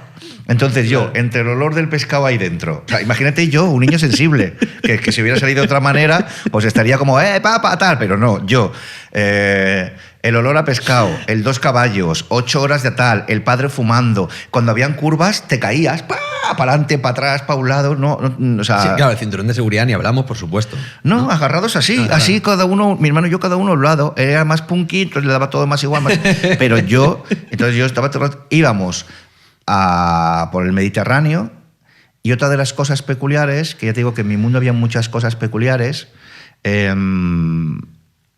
junto con el hermano de mi abuelo, que se fue a Estados Unidos, a América, y allí triunfó en América, luego íbamos a la playa y toda esta cosa, pero luego también íbamos a Can Llop. Allá triunfó, perdón que me quede ahora volvemos al Mediterráneo, pero triunfó porque tocaban tu abuelo y el hermano de tu abuelo, claro, tocaban el violín y la guitarra. ¿Se llegaron a dedicar en algún momento a eso o no? Claro, mi abuelo cuando era pequeño, en Cádiz, aprendió de manera heredado de mis bisabuelos, de su familia, a tocar instrumentos. Entonces mi abuelo tocaba la guitarra. ¿Y su hermano Saraste? Y no, mi hermano tocaba la guitarra mal o regular o normal, y aprendió a tocar el violín. 2 primos suyos y otro hermano suyo también guitarra y violín, pero uno de ellos, que fue un hermano de mi abuelo, Manolo, de repente cuando tocó la guitarra era un erudito, era como mi amigo, por eso me he hecho muy amigo de Pablo Méndez, que es un amigo mío, que es como hay unas sincronías que me han llevado a que uno de mis mejores amigos es un maestro de guitarra. Entonces mi tío abuelo Manolo tocaba tan bien la guitarra que fue contratado por los Chiquillos de Cádiz, que era un grupo de estos que tocan ya guitarra y flamenco y tal y cual, los inicios de, pues yo qué sé, Cojo de Huelva, Lola Flores, todos estos. Y él tocaba tan bien la guitarra que cuando mis abuelos con sus hijos pequeños se vinieron a Barcelona, él se fue a América, cuando te cogías un barco y tardabas como 15 días en llegar a no se sabe dónde en un barco.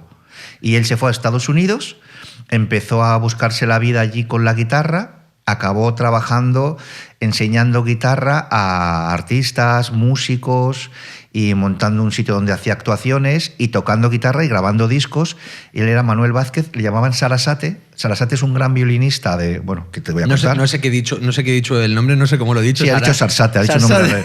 No, se llamaba Sarasate. Sarasate era Manolo. Sí, y a mí me pasó una cosa muy curiosa, por eso te digo. Claro, he dicho el nombre mal porque lo tenía por aquí apuntado y he tirado de memoria y la memoria Manuel no me Vázquez Sarasate acompañaba a la guitarra a muchos cantaores de aquí de España. Vale. Pues acompañó a Lola, acompañó a Miguel Molina, acompañó a Antonio Molina, el padre de todos los Molina, excelentes actores, y hasta que se fue a Estados Unidos. Y en Estados Unidos ya se dedicó a la enseñanza cuando fue mayor. ¿Y falleció allí o volvió? Falleció en Barcelona y su mujer americana se creía que aquí lo habíamos matado. Porque vino a Barcelona A ver, esto es otra ya, historia. claro, no, sí, pero desarrolla Vino a Barcelona cuando Tú yo tenía... Tú dices, bajé a por el magüito con un cuchillo, Claro. Se pensaba que lo habíamos matado y lo deja botando. No, hombre, desarrolla, a ver, claro. te estoy contando de que yo al hermano de mi abuelo lo conocí, lo he visto 3 veces en mi vida. Vale.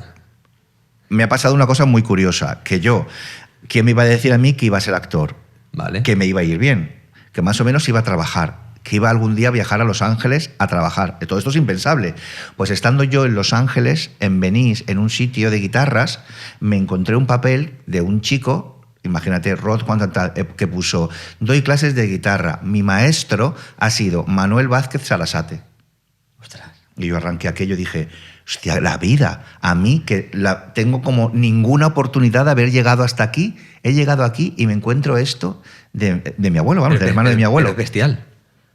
Pero es bestial. Es bestial. A mí me pues pasó una esas cosa, cosas sí me han pasado. Me pasó una cosa un poco parecida, pero bueno, yo tengo un antepasado en San Fernando de Cádiz, que te decía antes, que era el bisabuelo de mi abuela. El bisabuelo de mi abuela se llama Cecilio Pujazón. Qué nombre tan maravilloso. Cecilio Pujazón. Y era un señor... De novela. Que era marino y es un señor que si lo buscas en internet, en las enciclopedias, aparece.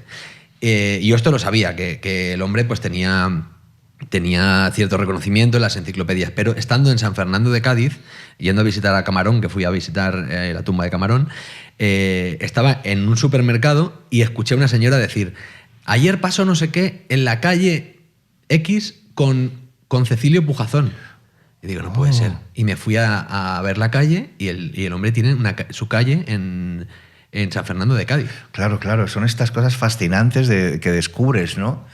Claro, pues maravillas de la vida. En mi caso ya te digo... ¿Y llamaste al hombre que... No llamaste para conocer... No sé. Pero sí me gusta la idea de mezclar mis padres o personajes de los años 70 luchando porque en un barrio tengan luz o que les den las llaves y rodeados de yonkis y de botas de agua porque todavía no tienen las aceras puestas y un tío suyo en Hollywood enseñando a tocar de agua. Claro, y mi tío en ese momento estaba enseñándole a tocar la guitarra a Rod Hudson y Liz Taylor, y luego mandaba cartas desde el rodaje de Maracaibo. Te decía, estoy rodando una película que se llama Maracaibo. Y en mi familia siempre era como de, el tío Manolo ha rodado Maracaibo. Que luego cuando vieron la película salía un señor un segundo ahí tocando la guitarra. Pero, claro, ¿quién me iba a decir a mí que yo luego ibas a acabar en Los Ángeles viendo ese cartel? No Los Ángeles, que iba a rodar una película como director, ese niño de videoclub que se llamaba El Cover y que me iban a llevar a Los Feliz, la película, y que iba a estar en Los Ángeles y que hubiera descubrir todo eso. O sea, es como cosas que se me escapan. Vamos otra vez al coche donde vomitabas. ¿Tenía para poner música? Sí, tenía para poner música. No, miento. El 2 caballos, mi padre no tenía ni música. No. Tenía un 127, mi tío Juan, que a veces íbamos con mis tíos. Entonces, mi tío Juan sí que era un poquito más moderno y en el 127 ya tenían radiocasete. Y la música la escuchaba mi tío Juan. Eran más afortunados que nosotros. Vale, para entrar en el mundo música, vamos a ver un documento sonoro. El único documento sonoro que te voy a enseñar. Pero vamos a ver este documento sonoro y entramos en el mundo música, ¿vale? Vale. Hola, Secum. Soy Maui de Utrera, sobrina de Bambino. Y te hablo desde el mismo Utrera, con la suerte de que tengo aquí a mi ladito a papá Ramírez, que no solo fue guitarrista y compositor del Genio, sino que estuvo pues mucho tiempo con él, ¿verdad, papá? En la barbería. Poquito, me fui para 2 o 3 días y estuve 1 año y medio. Lo que tenía la cosa de ser artista en esa época. A ver, Secun, yo quería hacerte unas preguntitas. ¿Qué imagen te viene a la mente cuando escuchas a Bambino? Cuando escuchas su voz. Quizás tu padre, malagueño de pro, poniendo música en casa. Quizás parte de la baja barceloneta con esa mezcla de pescadores y modernos de la época. Cuéntame, ¿qué atmósfera te imaginas cuando lo estás escuchando? Y así como quien no quiere la cosita, ¿te arrancaría una mijita con alguna canción de él? Mientras te lo piensas, y no, desde Utrera, mi padre y yo, con todo el cariño, te mandamos este regalo. Vamos allá. Procura olvidarte, siguiendo la ruta de un pájaro herido. procuro alejarme de aquellos lugares donde no quisimos. Me enredo en amores sin ganas ni fuerzas por ver si te olvido.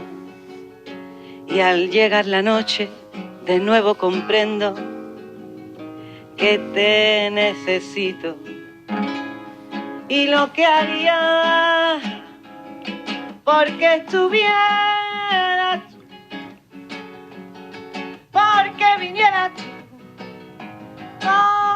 conmigo, lo que yo haría por no sentirme así, por no vivir así, perdido, ay, perdido, perdido, perdido, ay, perdido, perdido, perdido.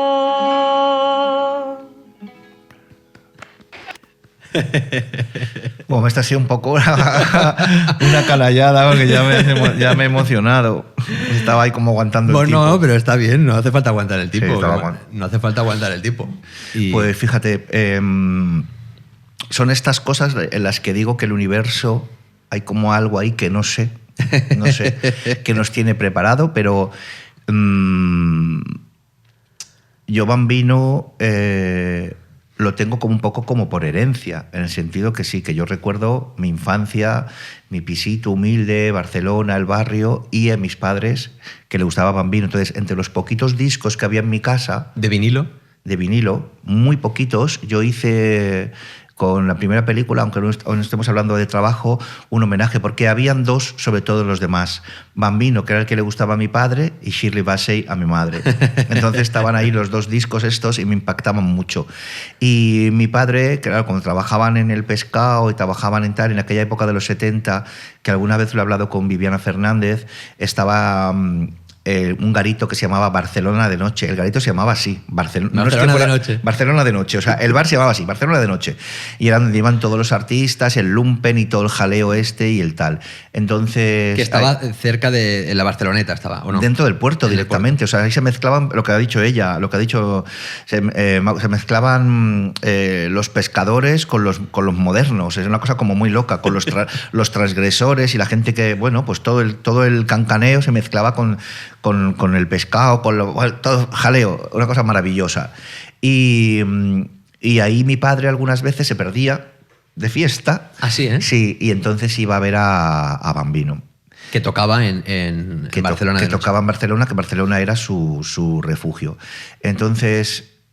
claro, para mí representa mucho todo esto. Y yo tenía una frase muy mítica que era: hay dos tipos de persona, las que les gusta Bambino y las que no lo conocen. Las que no lo conocen. Porque te tiene que gustar. Y entonces la familia de Bambino, cuando vio mi película que yo decía esa frase, me la robaron, como de, nos parece lo más bonito que le han dicho a nuestro tío. Yo no sabía que venía de ti. Yo esa frase la conocía, pero no sabía que venía de ti. Sí, hay una frase muy típica de la que te gusta o no te gusta, la gente que le gusta, pero la de hay un documental de Bambino en el que esa frase sale. Pues esta fue del cover y me pidieron en el documental utilizarla.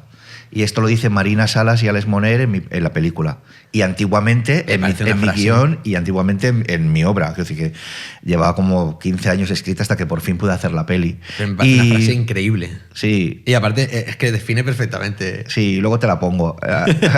y entonces me pidieron permiso para meterla en el documental que hicieron sobre él. Y yo dije, por favor, no, ¿cómo permiso? La frase es vuestra. Porque en realidad la frase es... Quiero decir que hay como una frase muy famosa, ¿no? Te gusta, y la que no le gusta, o la que tal, no sé, tal. Y yo hice esa transformación. Y las que no le conozco. Y luego, para mí, fíjate, pues Bambino ha representado todo eso. Y siempre tengo un poco como la sensación de que la gente que me voy encontrando y le gusta Bambino, como que les quiero más. Cuando llegué a Madrid y conocí a Pilar Castro y también a su padre, y a ella le gustaba Bambino, entonces ya Pilar se convirtió en mi más mejor amiga para siempre. Bambino es maravilloso. Bambino da la sensación... No sé si a lo mejor tiene que ver por eso con las personalidades o sensibilidades que tenemos tú y yo, pero Bambino para mí representa... A mí me da la sensación de que estoy escuchando a alguien roto. Sí, claro. Entonces, hay una conexión cuando te sientes o te has sentido roto en algún momento. Claro. creo que conectas muy bien con la voz, con esa voz que tenía, que era dolía escucharla, ¿no? Y luego no sé qué lo decía, pero es verdad. Claro, y luego que representa mucho también que es una pena, igual que hablamos de los Kinkies y los tal y cual, que no hay que quedarse pegado a eso, porque hay una época en la que te gusta mucho el póster de Amy Winehouse o Janis Joplin y James Dean y murieron. Mejor tener un póster de Paul Newman o de alguien que haya vivido hasta los 90, porque que te gusta alguien que murió a los 27 da mucha pena y al final dice, no, quiero decir que la cultura de la necrofilia hasta un punto y tal. Entonces, de repente, Bambino también representa una cosa pobre a su pesar, y es que si tú ves sus últimas actuaciones, qué poca conciencia del arte. Yo es algo de su genialidad y su peculiaridad.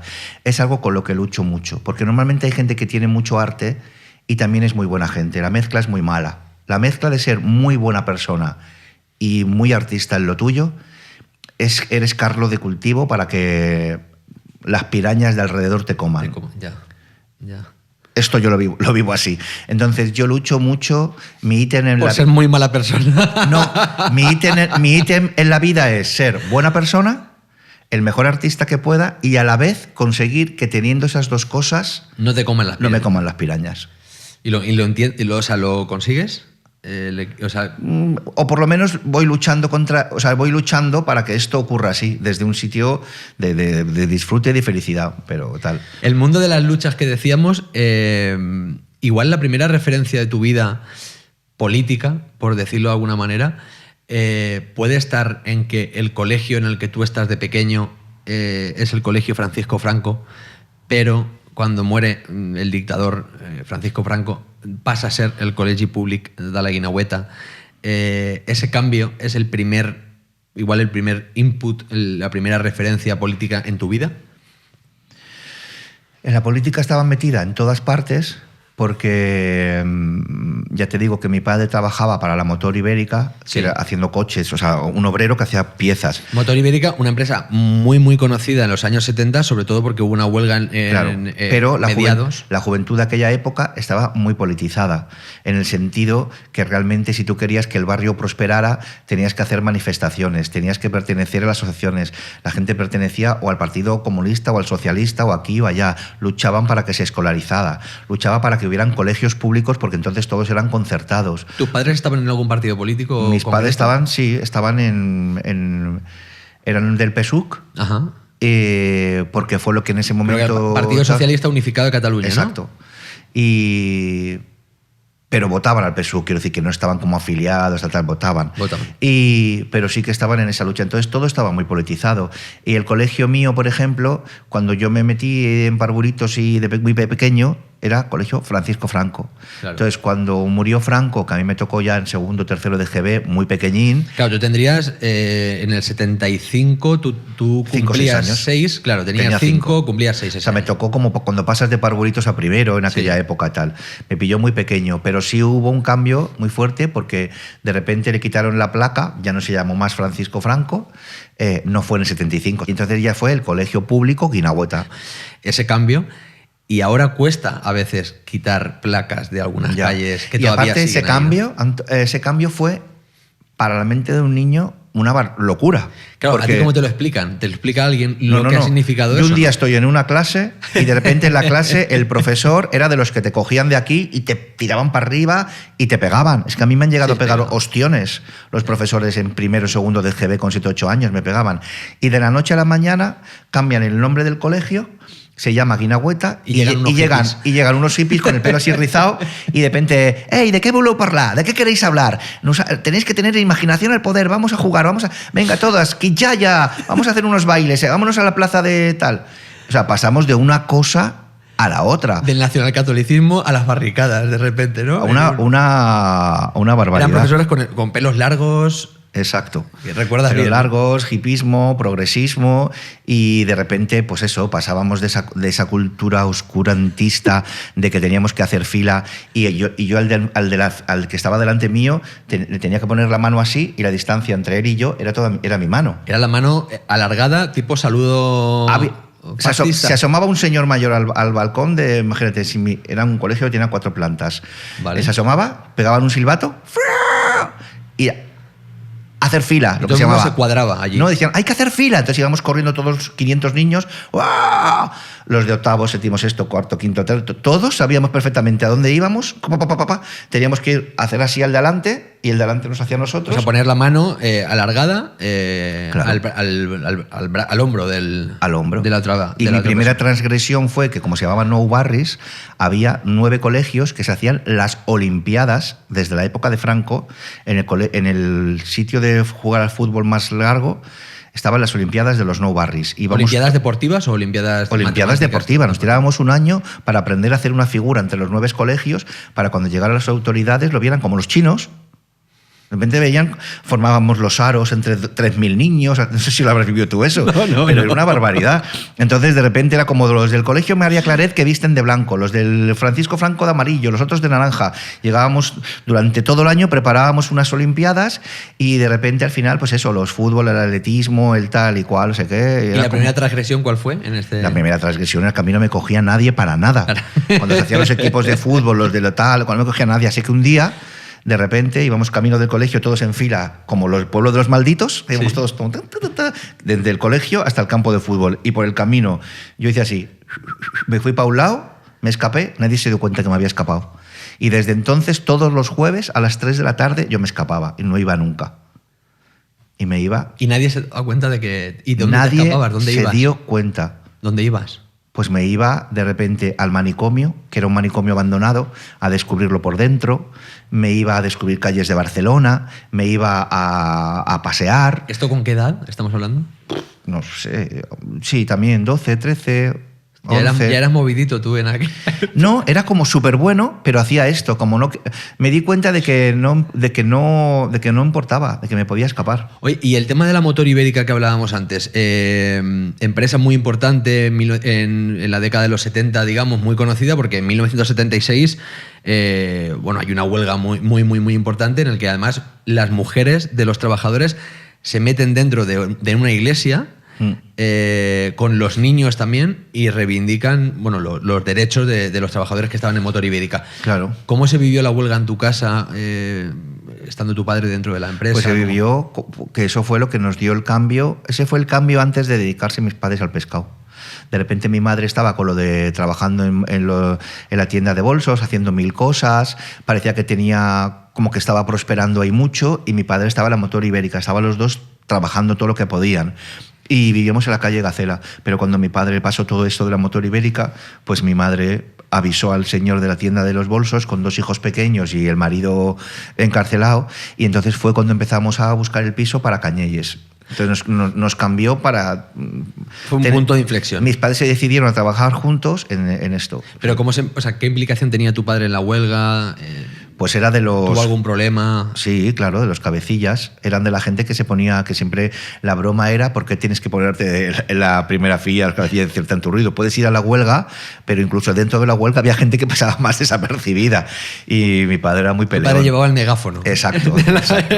Exacto. Mi padre era muy peleón. Que por cierto, hoy en día en Sant Andreu, en Barcelona, la plaza donde está la iglesia se llama, no sé si Jardins o Plaza, no tengo claro, de las donas de la motor ibérica. Se llama ahora, a día de hoy. Porque ellas lucharon tanto más, y yo recuerdo llegar a casa, no sé si es muy exagerado decirte que como gente que haya vivido cosas tremebundas políticamente, porque nos dejamos en una familia obrera normal y corriente, sí. Pero sí que llegábamos y cuidado en el balcón, y un día llegamos y la casa estaba ardiendo, y entonces mis padres... Vuestra casa. Nuestra casa estaba ardiendo, entonces recuerdo que tuvimos que decir que mi madre se había dejado el fuego encendido, pero en realidad luego yo escuché por ahí que alguien había tirado desde el balcón algo. Un cóctel molotov. Algo para quemarnos la casa.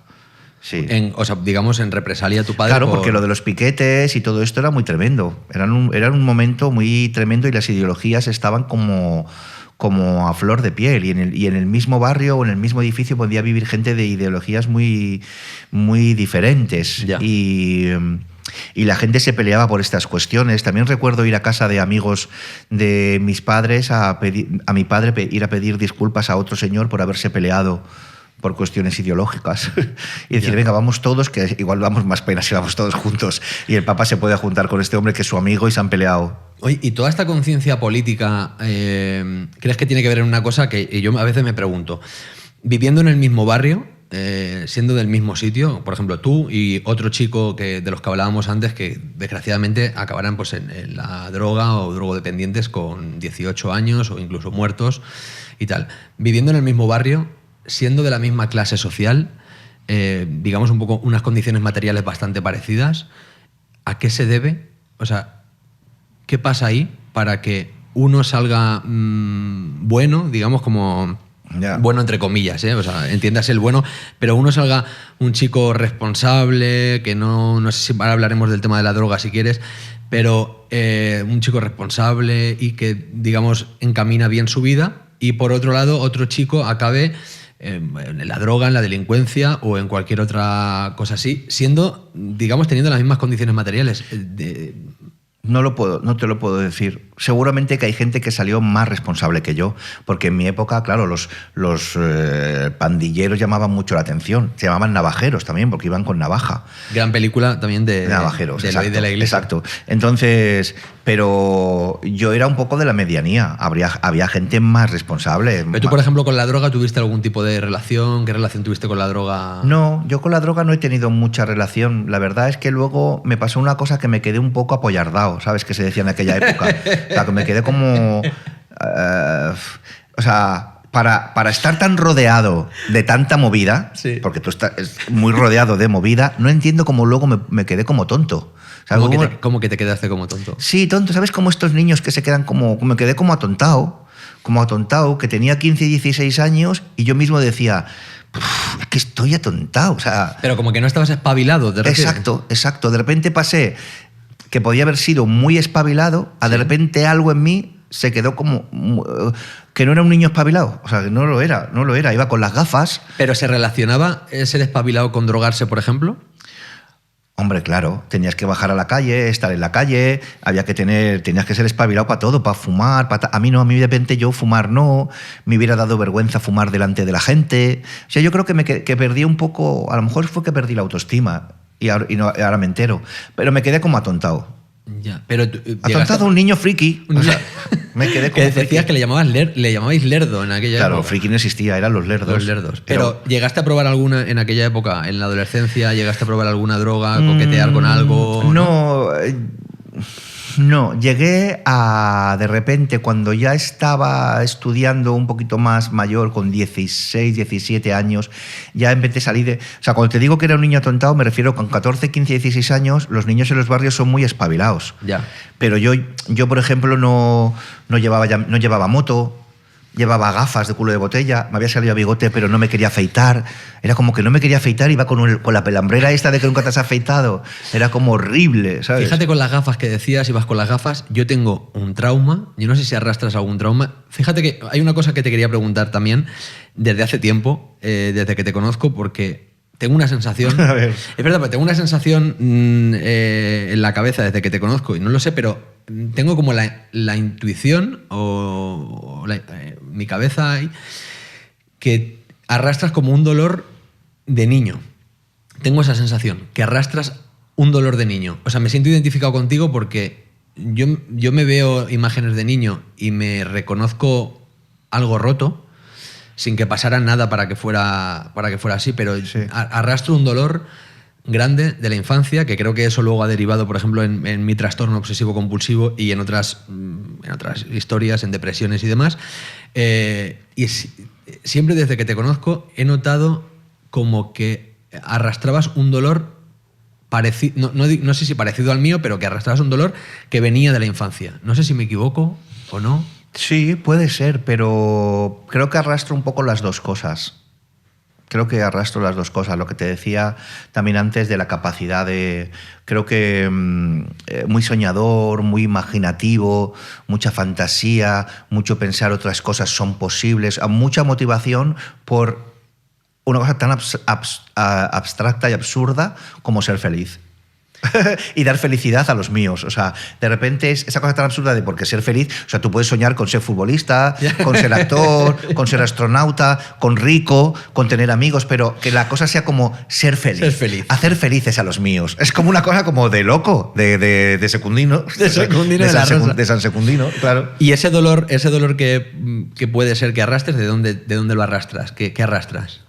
No lo sé. Yo creo que esa será una página que abriré cuando sea mayor. Cuando seas mayor. Y Yo fíjate que con el tema de las gafas que decías, yo necesito gafas desde que era niño. Y tengo aquí mis gafas, me acompañan mis gafas, pero soy incapaz. ¿Cuánta miopía tienes? No sé ni lo que tengo. Oh. Para que te hagas una idea, no sé ni lo que tengo. Pero cuando me fui a sacar el carnet de conducir, que no me lo saqué, me dijo la oftalmóloga, me dijo, aunque te lo saques, no vas a poder superar nunca los 100 km por hora, pero no por la L ni nada de eso, sino por la visión que tengo, por la capacidad de visión que tengo. Y me acompañan mis gafas, pero no soy capaz de ponerme las gafas delante de gente. Me da vergüenza. ¿Por qué? Porque se reían de mí de niño y los sigo arrastrando de ahí. Eso es una de las heridas que llevo conmigo. La crueldad del niño, eso que hablábamos antes de la moral, hasta que se construye, hasta que uno se domestica y aprende a vivir en sociedad, ¿no? Si uno no se domestica, no domestica sus instintos, su salvajismo, porque al final somos animales y el punto salvaje está ahí. Pero si no domesticas tu punto salvaje, evidentemente pues puedes ser un hijo de puta, ¿no? Y llegar a, por eso te digo que yo cuando hablo de trascender, también me imagino que a ese niño llevarle, no sé en tu caso, a ese sitio más allá del siguiente acto, porque hay un acto en el que te pasan cosas y tú te quedas con eso, te quedas con tu trauma, te quedas con tus alegrías, te quedas con tus tristezas, con tus gafas, con todo eso. Y luego hay otro acto donde te reivindicas y no quieres ser eso, si quieres ser eso, luchas contra eso, pero toda tu vida puede ser la parte reivindicativa de aquello que uno no fue o sí fue. Y a mí siempre me ha gustado trascender esa segunda y llegar a una tercera que no conozca. No tengo como mucha lucha. ¿Y sueles llegar? ¿Sueles conseguir llegar? Creo que sí. Es triste, pero es bonito, ¿no? Sí, es bonito porque tienes que abandonar un poco Uno vive muy... O sea, crees que forma parte de tu ADN eso que vives y sientes. Entonces, desprenderse de eso... Ya. Esto es lo que yo llamo también darte a ti la oportunidad de otras... De algo más allá de lo que te pasó, ¿no? Tú siempre has tenido un listado Te cuento cosas muy raras, ¿no? No, pero me gusta mucho lo que me cuentas. Y tú siempre has tenido un listado que a mí me llama mucho la atención, que siempre has dicho que has sobrevivido a la pobreza, que ya hemos hablado un poco, al barrio, a tu personalidad diferente, a la sensibilidad, sí. A una sexualidad, al SIDA y a los gamberros. Claro, a todo. ¿Y hay alguna cosa que no hayas... O sea, de todas esas, cuál ha sido la que todavía no... ¿No he sobrevivido? Sí. Eso es tuyo el listado, ¿eh? Sí, claro, imagínate. Imagínate, cuando has visto a tus mejores amigos o a tu generación morirse por el SIDA, o de repente llegas a Madrid con 17 años y dices, ¿qué es lo que te salva? Yo no sé lo que me ha salvado, la pasión, porque cuando yo llegué a Madrid no sabía sentarme con alguien como tú. Yo no tenía ejemplos de amigos. ¿No tenías habilidades sociales, digamos? Ninguna. No tenía ninguna herramienta de nada. O sea, para mí era un ejercicio no solamente ir a clase de teatro, sino hablar con alguien de la clase. Sentarme en una mesa y hablar con alguien era también para mí un ejercicio, porque no había tenido nunca no lo había vivido. Era un niño que yo no he crecido con la sensación de saber cómo... Me faltaban muchos códigos. A día de hoy todavía para mí hay como misterios de la vida y de los códigos. Entonces, sí, claro, sobrevivir a todo, porque si tú tienes muchas carencias, te faltan herramientas, te han pasado cosas, lo más fácil es que todo eso que hay por el camino en este viaje te vayan tocando, ¿no? Y sobrevivir a eso, pues la pasión me imagino que el teatro, la escuela de teatro, todo esto fue lo que me salvó. ¿Y lo que más te ha costado de todo eso, a qué te ha costado más sobrevivir de todo ese listado? ¿Cuál es el punto? Yo creo que a lo último que no sobreviviré, que aquí voy a ser un poco profético y espero que ocurra cuando seamos muy viejitos, es lo que te decía, la capacidad de amor que yo tengo y haberla puesto en la gente que quiero, esto a mí me hace muy feliz porque siento que me he encontrado por fin con gente que me quiere mucho y que le quiero y que de repente estoy muy a gusto con todo eso. Entonces, seguramente, para mí la vida es la gente que quiero. El día que me falten, a mí ya no me interesa la vida. O sea, la vida, la gente, las calles, la Gran Vía, las opiniones, tal, volver a casa, la fiesta, lo otro, todo eso, si lo pienso, si las personas que quiero, no me interesan. No me interesa. Me parece aburridísimo no tener una conexión real con la gente que amas. Y como la tengo, el día que no estén, o sea, prefiero irme yo. Ya, joder. Me parecerá como súper aburrido estar solo en este mundo. ¿A quién le cuento mis verdades? Es que soy muy poco... Quiero mucho a la gente, pero no la quiero tanto como lo que yo tengo y he conquistado. No me considero tan buena persona como para de repente que desaparezca la gente que quiero y poder decirle a 4 amigos, ¡ay, qué pena! No me van a llenar porque sé que no me van a querer como ya me están queriendo, por mucho que me quieran. Pero fíjate que viniendo de toda esa dureza... Esto te ha dejado un poco loco, ¿no? No, pero viniendo de toda esa dureza, es que claro, siempre te has considerado un marginado. Si yo siempre he visto esa herida en ti, también lo he visto en otras maneras de manifestar lo que has tenido a nivel laboral, que no quiero entrar ahí, pero siempre he visto esa herida, siempre he intuido esa herida dentro y por eso siempre me he sentido muy identificado contigo, yo creo. Sobre todo con el Segu, igual, más que con el Secund. Claro. Bueno, y con el Secund también, ¿no? Con el Secund también, pero me refiero que podemos ir a... si Segu, si el niño y mi niño lo que pasa que se las juntaran, heridas, se entenderían muy bien. Claro, yo creo que sí. Lo que pasa que también he aprendido que las heridas de la infancia o de épocas las podría contar y relatar y seguro que tendríamos muchas cosas en común y tal. Pero también hay personas a nuestro alrededor, padres, abuelos, primos, hermanos, que han hecho todo lo mejor que han podido. Y existen para ti, y ellos existen al ser tan buena gente como lo que son. O sea, una madre está en función de madre, un padre en función de padre, y un hermano y unas parejas están en esa función. Yo decir que he tenido momentos heridos también es un poco como dañar el lugar que ellos ocupan y ellos tienen. Entonces, yo vivo con todo lo bueno que me han dado, que es un amor infinito. Pero es interesante hablar de las cosas, lo que decías tú, sin quedarse en la simpleza, claro. Yendo un poco más allá. Yo, por ejemplo, con mi madre tengo una relación de amor absoluto de siempre, de toda la vida. O sea, para mí es como el amor de mi vida, mi madre. Claro. Y con mi padre... Así debe ser para los hijos. Así debe ser. Y con mi padre he tenido una relación muy complicada, y ahora, desde hace un par de años para acá, empiezo a tener una relación con él muy buena, cuando habíamos tenido una relación muy mala, y creo, y esto lo hablaba con Isabel Ordaz, creo que esto viene de haber entendido su herida personal y también de entender la herida que yo le he podido provocar a él. Claro, porque seguramente que a ti no te pongas unas gafas o que te pase esto, que te pasa lo otro, es más con referencia al resto del mundo que a tus padres. Porque claro, no creo que te dé vergüenza ponerte las gafas delante de tu padre. No. Pero Tiene que ver con... Delante de los demás, sí. Con el colegio, con... Pues seguramente has colocado a los demás o cosas de los demás por encima incluso de... Al conocer la relación de tu padre con los demás o con el mundo, a conocerle a él, hay algo que te sana también con él. El otro día vi un vídeo cuando yo era muy pequeño, igual tenía 3 o 4 años, con mi padre, y entendí que me había hecho una imagen equivocada de mi padre, al menos parcialmente, que había sido injusto en la construcción del personaje que yo me había creado con mi padre. Claro. Había sido injusto y lo vi viendo un vídeo, fíjate. O a lo mejor no había sido injusto, lo que has aprendido también es un poco a entender, a perdonar, a comprender o a ver las cosas a ver el prisma con más variaciones. Con más aristas. Joder, si tú tuvieras un hijo... ¿Tienes hijos? No lo sé. No, vale. Si tú tuvieras un hijo, tu hijo te estaría viendo a ti con todos tus defectos y virtudes. Claro. Y por mucho que tú intentaras ser lo mejor posible, igual vería a un padre que le pasaba esto, que le pasaba lo otro, que pasaba allá, con referencia... Por eso te digo que hay que tener también cuidado y tener mucho respeto con los mayores, porque él lo vería con referencia a ti, no como esposo, sino como padre. Ya. todo lo que tú hagas, aunque tú no lo hagas en función de padre, él lo va a ver en función de padre. Ya. Y a esa persona, cuando le dices que algo lo ha hecho bien, lo ha hecho mal o lo ha hecho regular, lo ve desde su función de padre. Yo estoy intentando ahora cada vez juzgar menos. Exacto.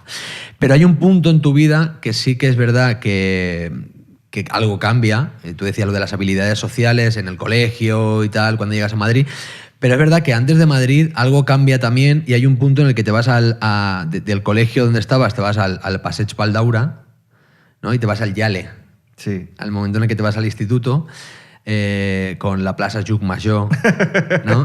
Que ahora, hoy en día, Plaza de la República en Barcelona. Exacto. Pero hay un cambio ahí en tu vida importante, ¿no? Y de repente, Carlos, Loli, Quique, Pepi. Sí, hay un cambio importante porque para mí andar 15 minutos de mi casa al instituto era como viajar a otro mundo. Por fin salía del barrio y me iba al barrio de al lado y la Plaza Llucmajor y todo esto ya no era tanto nou barris. Ahí ya empezaba un poco, ahí ya había parada de metro, ya empezaba un barrio que estaba más cerca de Horta, ¿sabes? Ya como que de repente iba hacia abajo, hacia la ciudad. Y se abría otro mundo, ¿no? Se abría otro mundo y de repente con 14, 15 años estos amigos míos ya no eran un poco, sin menospreciar lo que yo tenía en mi barrio, pero ya de repente me parecía como que había una normalidad, ¿sabes? Porque ya era más normal todo, aunque te parezca como muy loco. La manera de vestir, o el peinarse, o el lavar, o el ducharse, o el de repente no decir palabrotas, o estar interesado en aprobar. O estar interesado. Claro, eran otros tipos de niños, ¿sabes? Pero a lo mejor tenían también otras condiciones materiales, ¿no? Otra situación. Sí, ya eran familias menos desestructuradas, que venían de problemas más fuertes.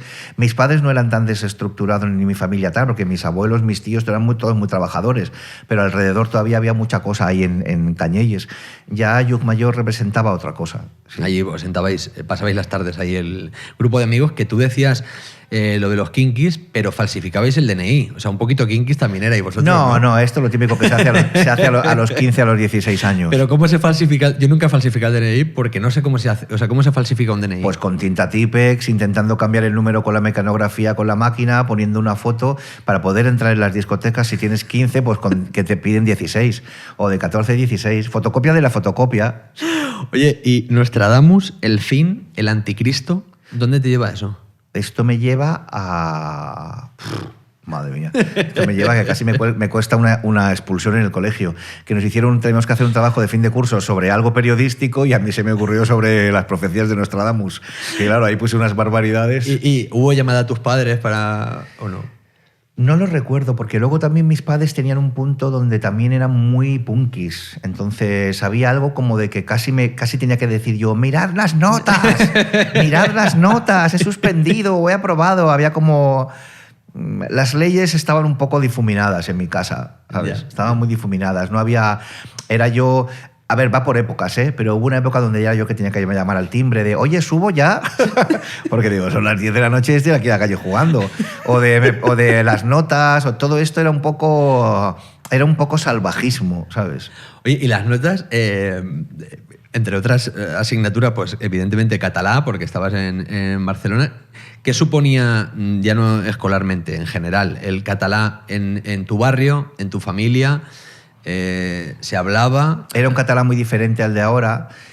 La maramés, como tú decías. La maramés era diferente al de ahora en el sentido que estaba muy arraigado a lo que representaba la identidad de un pueblo, a lo que representaba la cultura de un pueblo y a lo que representaba muchos años de represión.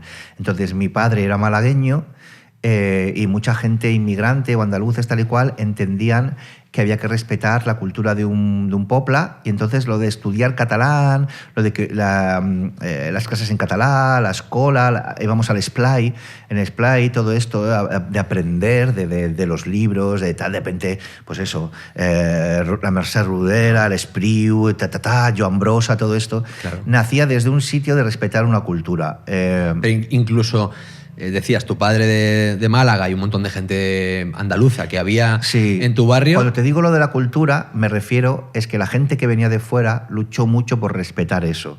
Maravilloso. Y esto era precioso. Pero era desde un sitio cultural, no era desde un sitio ideológico. Ya. Ya. La ideología Entiendo estaba lo que puesta, quieres decir. la ideología estaba puesta en tu identidad de clase obrera, de querer luchar, de querer prosperar, de que hubiera libertad, igualdad para los trabajadores, sueldos dignos y todo esto. Y la cultura se representaba desde lo cultural. Yo creo que ahora es diferente. No existía este concepto el concepto de nacionalismo era diferente. Era diferente. Pasaba por lo cultural.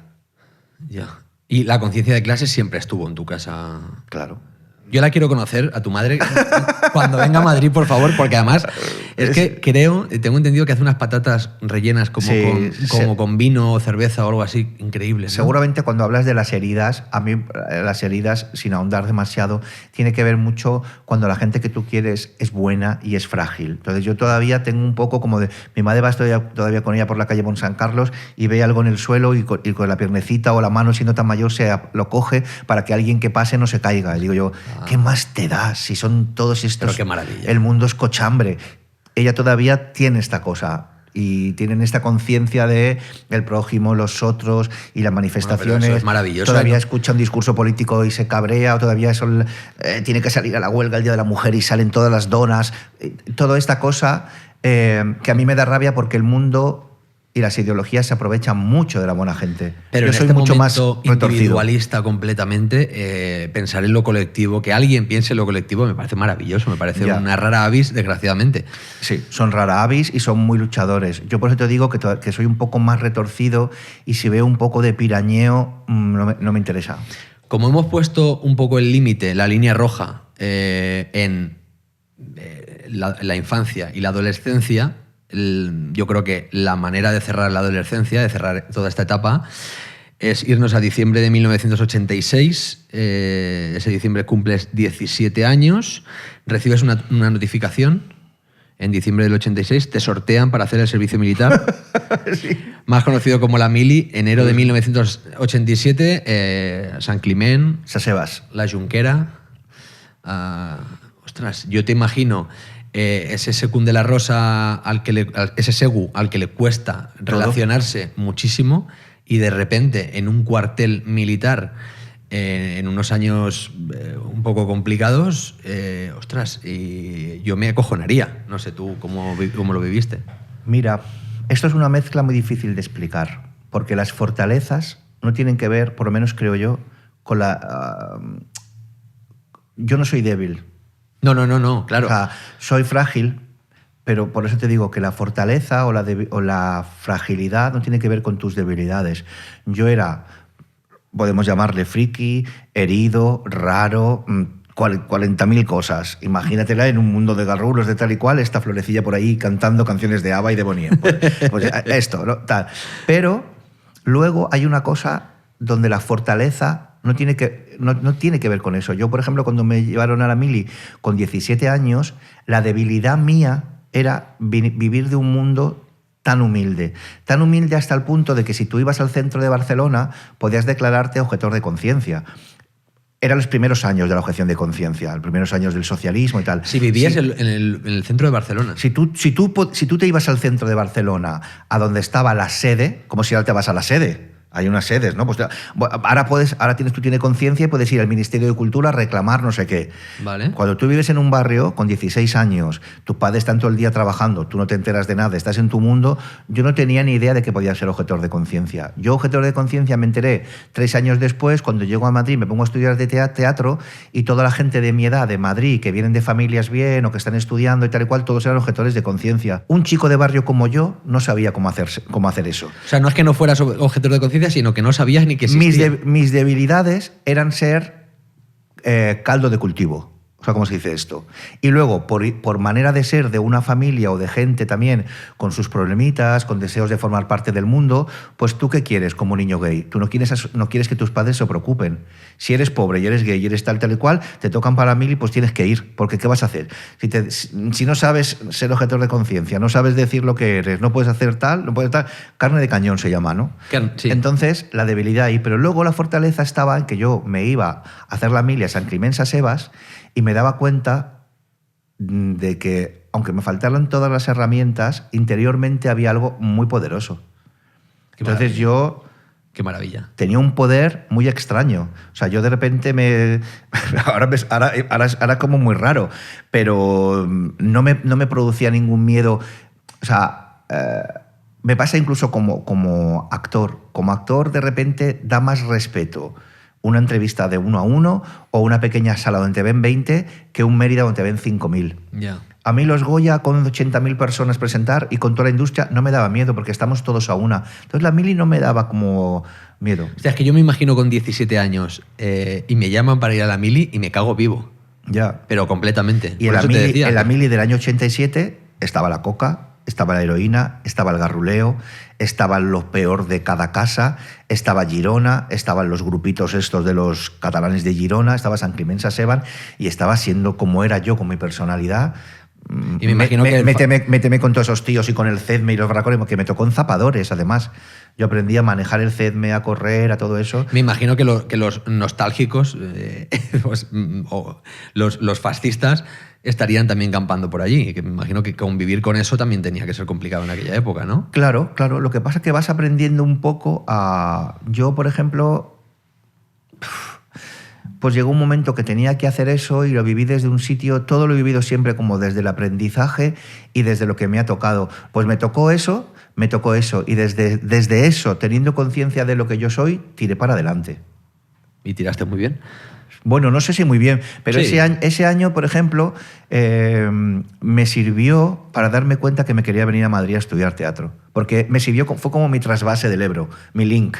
¿Sabes? Entre el barrio y teatro hice ese año de mili, que ahora lo borraría porque es perder un año. Bueno, pero ahí estaba. Luego no lo perdí, porque de lunes a viernes... Aprendiste algo porque tú ya venías con disciplina. En el momento en el que tus padres tenían que salir a 5:30, a las 6 de la mañana a ir al Mercabarna y tú te quedabas en casa con las llaves, con los 20 duros, para levantar a tu hermano, ir al cole, comprar el almuerzo... Tú ya eras un niño disciplinado, tú ya venías de la disciplina, no te hacía falta que nadie te disciplinara, quiero decir. No me hacía falta, pero sí que aprendí lo que te digo de la fortaleza. Me di cuenta que estaba con 80 tíos y cuando me tocaba a mí, zapadores, salir a correr o hablar con ellos, quiero decir, había mucho más bloqueo emocional en muchos de los chavales que estaban conmigo que mí. Lo emocional es una herramienta muy poderosa. Ya, sí. La muy incapacidad, poderosa y muy complicada de manejar. Y gente que parecía muy dura, de repente a las 2 semanas se volvía tarumba, otros querían irse, otros se despertaban por las noches sudando. E incluso el más garrulo se podía levantar gritando ¡mamá! Quiero decir que al final... Fíjate, al final las fortalezas no tienen que ver con el puño ni con lo que se entiende por ser un tío. Ya. Es que menudo concepto amplio lo de ser un tío, ¿no? Claro. ¿Qué es? Claro. Yo me di cuenta que convertirse en un hombre no significaba solamente llevar el CEDME y aguantar los 12 kilómetros que nos ponían cada día. Significaba muchas más cosas que no pasaban además por la mili. Y luego hay mucha gente que le importaba un pimiento la mili, que claro. La mili yo descubrí sargentos, coroneles y tal cuando me tocó, ya luego al cabo de 4 meses me llevaron a oficinas porque sabía muy bien mecanografía, A, B, C, D, E, F, G, H, I, J, K, L, M, N, O, P, Q, R, S, T, U, V, W, X, Y, Z. Sabía muy bien. Entonces, de repente, ahí yo ya me daban los pases de fines de semana, quién entraba en el autobús, quién no se escaqueaba, ya me hice yo con el dominio. Y fíjate lo de ser hombre que decías, lo que significa ser hombre, cómo además, afortunadamente, con el paso de los años, hemos seguido evolucionando en la idea de ser hombre y de cómo ser hombre, de cómo comportarse. Y seguimos en eso, ¿no? Seguimos aprendiendo a cómo comportarnos. Por eso te digo que con lo de las ideologías soy un poco rebeldón, siempre voy a tener esta vena rebeldona. Pero al final ser un rebeldón con las ideologías, como tú dices, es una ideología también. Claro, para mí es más rebeldón... No se puede huir de las ideologías. Para mí es más rebeldón acabar con la mili que las mujeres también puedan hacer la mili. Bueno, claro, por supuesto. Claro. Bueno, claro. Vale. Oye, Sekun, que muchas gracias, tío. No, gracias a ti, por favor. Mil gracias. Y seguimos siendo bajitos, ¿no? Sí. Seguimos siendo bajitos. Eso no hay que perderlo nunca. Pues nos encontraremos por ahí. Nos encontraremos. Vale, pues ya está. Ya tenemos todo. Bueno, pero tú vas a editar y de todo, ¿no? No, que va. No. No. son conversaciones completas. ¿En serio? ¿No, Claro, no vas a cortar cosas que no te interesen? No, me interesa todo. Hostia. Si no me o sea, si yo viera que a la hora me estaba aburriendo... ¿No crees que nos hemos vuelto un poco locos?